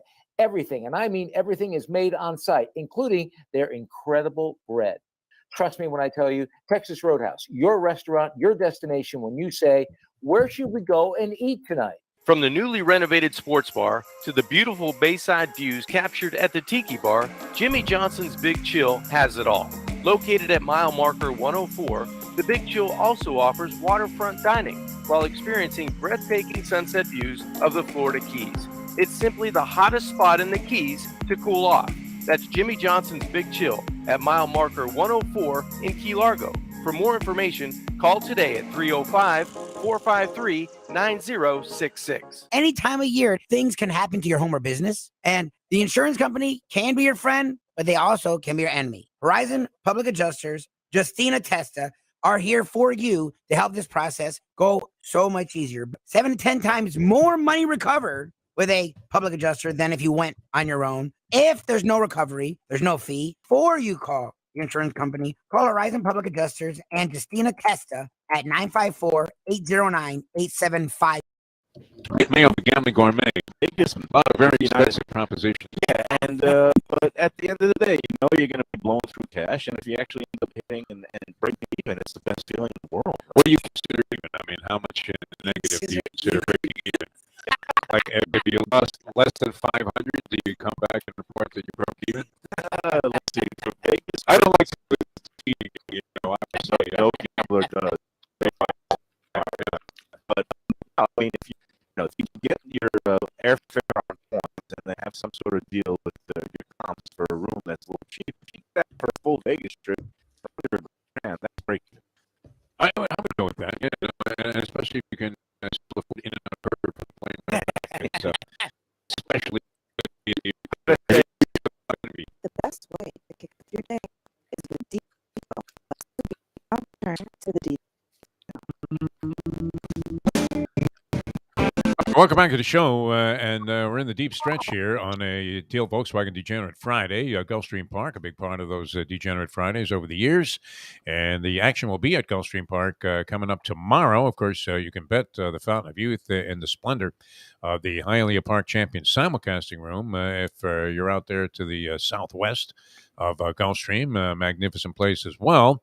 And earlier today, we had some excellent analysis. Caton Bredar, would you agree? I know you love her too, like we do personally, but would you agree that she, in any sport, would be among the finest of analysts, no matter what sport we were talking about, and her knowledge and her input into horse racing is just absolutely phenomenal. We had Caton on earlier talking about the Fountain of Youth. Yeah, I saw, and you couldn't resist taking your shots at Skyline Chili. And so I saw that. We have to bury you when you know. That's you why know you what? fire back so day so hard is when you coming. The day of judgment, reckoning. I guess that you got to pay up. You got to settle your debts. And I don't mind. I'll send you and Lubie there with the money. I don't want to go. Whatever tab it is.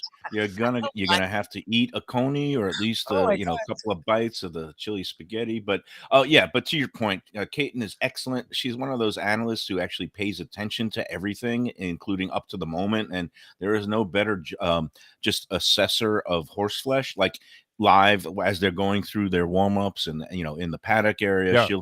She'll give some really good, useful information about which horses look like they're on their game, because horses are like people. I mean, horses can be like maybe the best overall athlete and have the best record, but they might just be in a mood that day or just have something physically wrong that she picks up on before the race. And that's very valuable, especially when she, tells you to throw out a favorite, a 9-5 shot.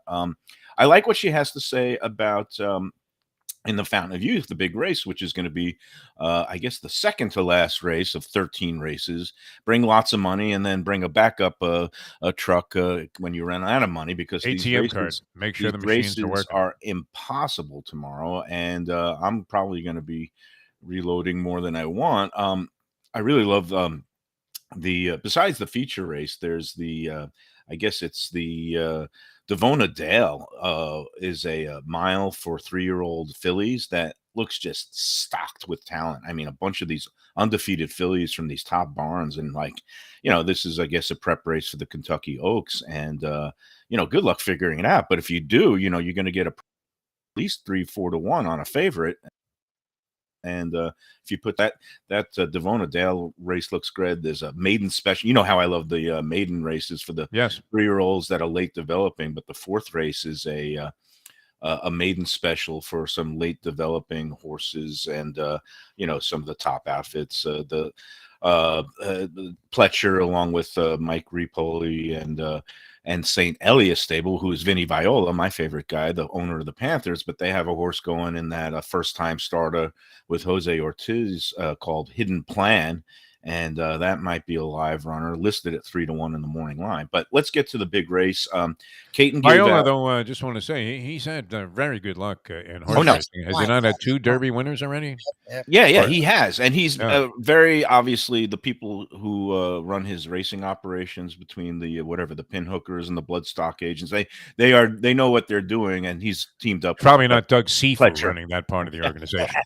No, but he's teamed up with the best trainer in the business, Todd Pletcher, and so they've been very successful, and good for them. I mean, it's great. I'm glad to see that good ownership is involved with horse racing, and but as much success that he's had with the ponies, it just hasn't translated so far to his ownership of the Panthers. And again, I remain very much you call me cynic, I call myself a realist, the old saying, I'm from Missouri, show me. Well, I'm from Brooklyn. It's a sourpuss, I think, as much as a cynic. I'm not from Missouri, I'm from Brooklyn. So instead of saying show me, I say fucking show me already. I mean, like, what is going on with this team? They keep having great regular seasons, and then they just fall on their faces, splat, come the playoff time. And I'm a little concerned because their goaltending, Bobrovsky, they kept him, even though you thought after what they pulled with him last playoff season, when he also kind of just fell apart and pulled him, and you didn't think that he was going to be back with the team. Now he's still back with them, and he was having success. But in the last couple of weeks, he's really gotten a little bit shaky. And now we're seeing we thought he had glaucoma last year. Well, the onset of some kind of eye defect that was causing him to give up cheesy goals and greasy goals one after another. Maybe he needs to take off the mask, Defo. Last year, people would have liked to have seen him face a couple of shots with no mask on. That's for sure. So anyway, getting to the Fountain of Youth, it's a great day of racing tomorrow. It is jam-packed. I don't know how crowded. I'm sure the track is going to be jam-packed, along with the card is just filled with great races. I think it's like 9 stakes races, and of course the big one is the 12th of 13. I guess the post time is going to be sometime in the neighborhood of 6 o'clock or 6:20. Oh, turn the lights on. 5:42 p.m. So that means probably about 5:50. And again, now that Mo Donegal is out, and I didn't even realize that until I just went back on the entries, and I was wondering why Caton didn't mention him, because I thought he would have been the favorite, and Mo Donegal is out.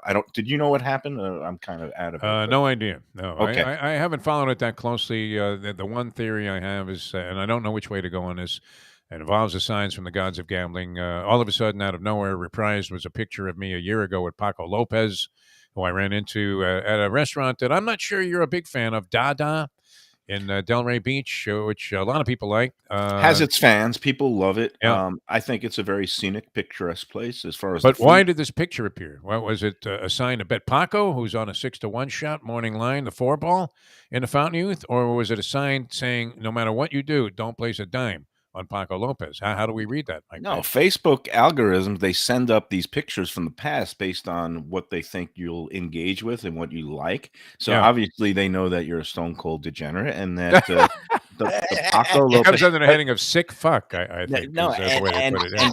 And Caton was telling you to disregard it. That's unscientific. I'm the opposite. I am such a huge hunch guy. I would go double fisted, cash out the CDs and all the stocks and bonds, and just put everything across the board on Paco. My mother's rolling over in her grave, my friend. Who's he on, by the way? Oh, and this is a horse I was going to give out. I mean, and I heard that. I didn't hear her mention his horse. Yes, she did. Oh, she did. Mentioned the Kelly Breen horse In Due Time. Okay, that's the one. And think about where we're at here with the show. In due time, Jack. All right. The stars are aligning, Defo. This is wonderful. We're all going to get out for our lives because In Due Time is again, the dam is out of Curlin, and we love Curlins going in these classic distances and classic races and 3-year-old. In Due Time, trained by Kelly Breen, who's based most of the year in New Jersey, Monmouth Park. Yes. Very capable trainer. And he doesn't get as much publicity as the Pletchers and Chad Browns and Bob Bafferts and Dale Romans of the world, but Kelly Breen is very capable, and when he has a live runner, I like him. And so Paco aboard for a horse that looks like won his last race a mile on the dirt at Gulfstream Park and earning a pretty good speed figure a month ago. I think he's worth a flyer at 6-1. So again, when you've got the Paco hunch thing going, I say, why is this maybe showing up? All maybe, out of nowhere. Maybe it's we're overdue, and it's way past. Think about this too. Time to. What are the odds I would run into Paco Lopez in a restaurant in the first place, and then he was in the company of the people that I was going there to meet, which is how this all came about. And then I get a picture with the guy, and then out of nowhere, right before he rides a 6-1 shot morning line that you like also. In the Fountain of Youth, it shows up on my Facebook page as if to say, Defo. You can't go wrong with this horse, no? The stars are aligning, and I think just to make sure, you got to start the day by betting 10 to win on every one of his mounts. But then when it comes time, this is why I'm broke. The big race. I was gonna say. Well, save 100. That's why I'm putting off this Skyline Chili thing for a couple of weeks. Save 100, some cash. Save 100 or 200 in reserve for the big race, but then just put 10 on his nose every other race, and then if it builds up a bankroll, you save the other 200 and just put whatever is there onto Paco on In Due Time. I'm not sure I like that theory at all. Yeah. Oh, okay. But go ahead. I mean, everybody has their own system. You don't have to like it. You don't have to like Skyline Chili, but nobody likes Skyline Chili, by the way. We ran that by Caton Bredar, and she denounced it as pure rubbish, my friend. Rubbish. I seem to recall we asked one of the chef people that was on the lunchbox in the past. Yeah, because you paid the guy to say that he liked it, because you didn't want to look like a complete fool. He openly admitted it's not good, but being from Ohio, you sort of have to accept it. That's literally what he said. Well, I'm not. And do you Ohio. notice that every conversation ends up talking about Skyline Chili because it's so disgusting? We can't help ourselves. We always end up back in the gutter with the sewage streaming down the. All right. So who was your pick then, Mike? In this race? What did you come up with? Well, no, it's a hard race, but I'm gonna go with In Due Time because now I gotta go In Due with Time. It. Okay. I mean, there's some reason to believe Paco Lopez, Kelly Breen, and even Caton herself. Look, Rattle and Roll looks strong, but coming off a 5-month layoff, I just think it's not going to be fully cranked. It's going to, if it's the most talented horse, this is for Kenny McPeak.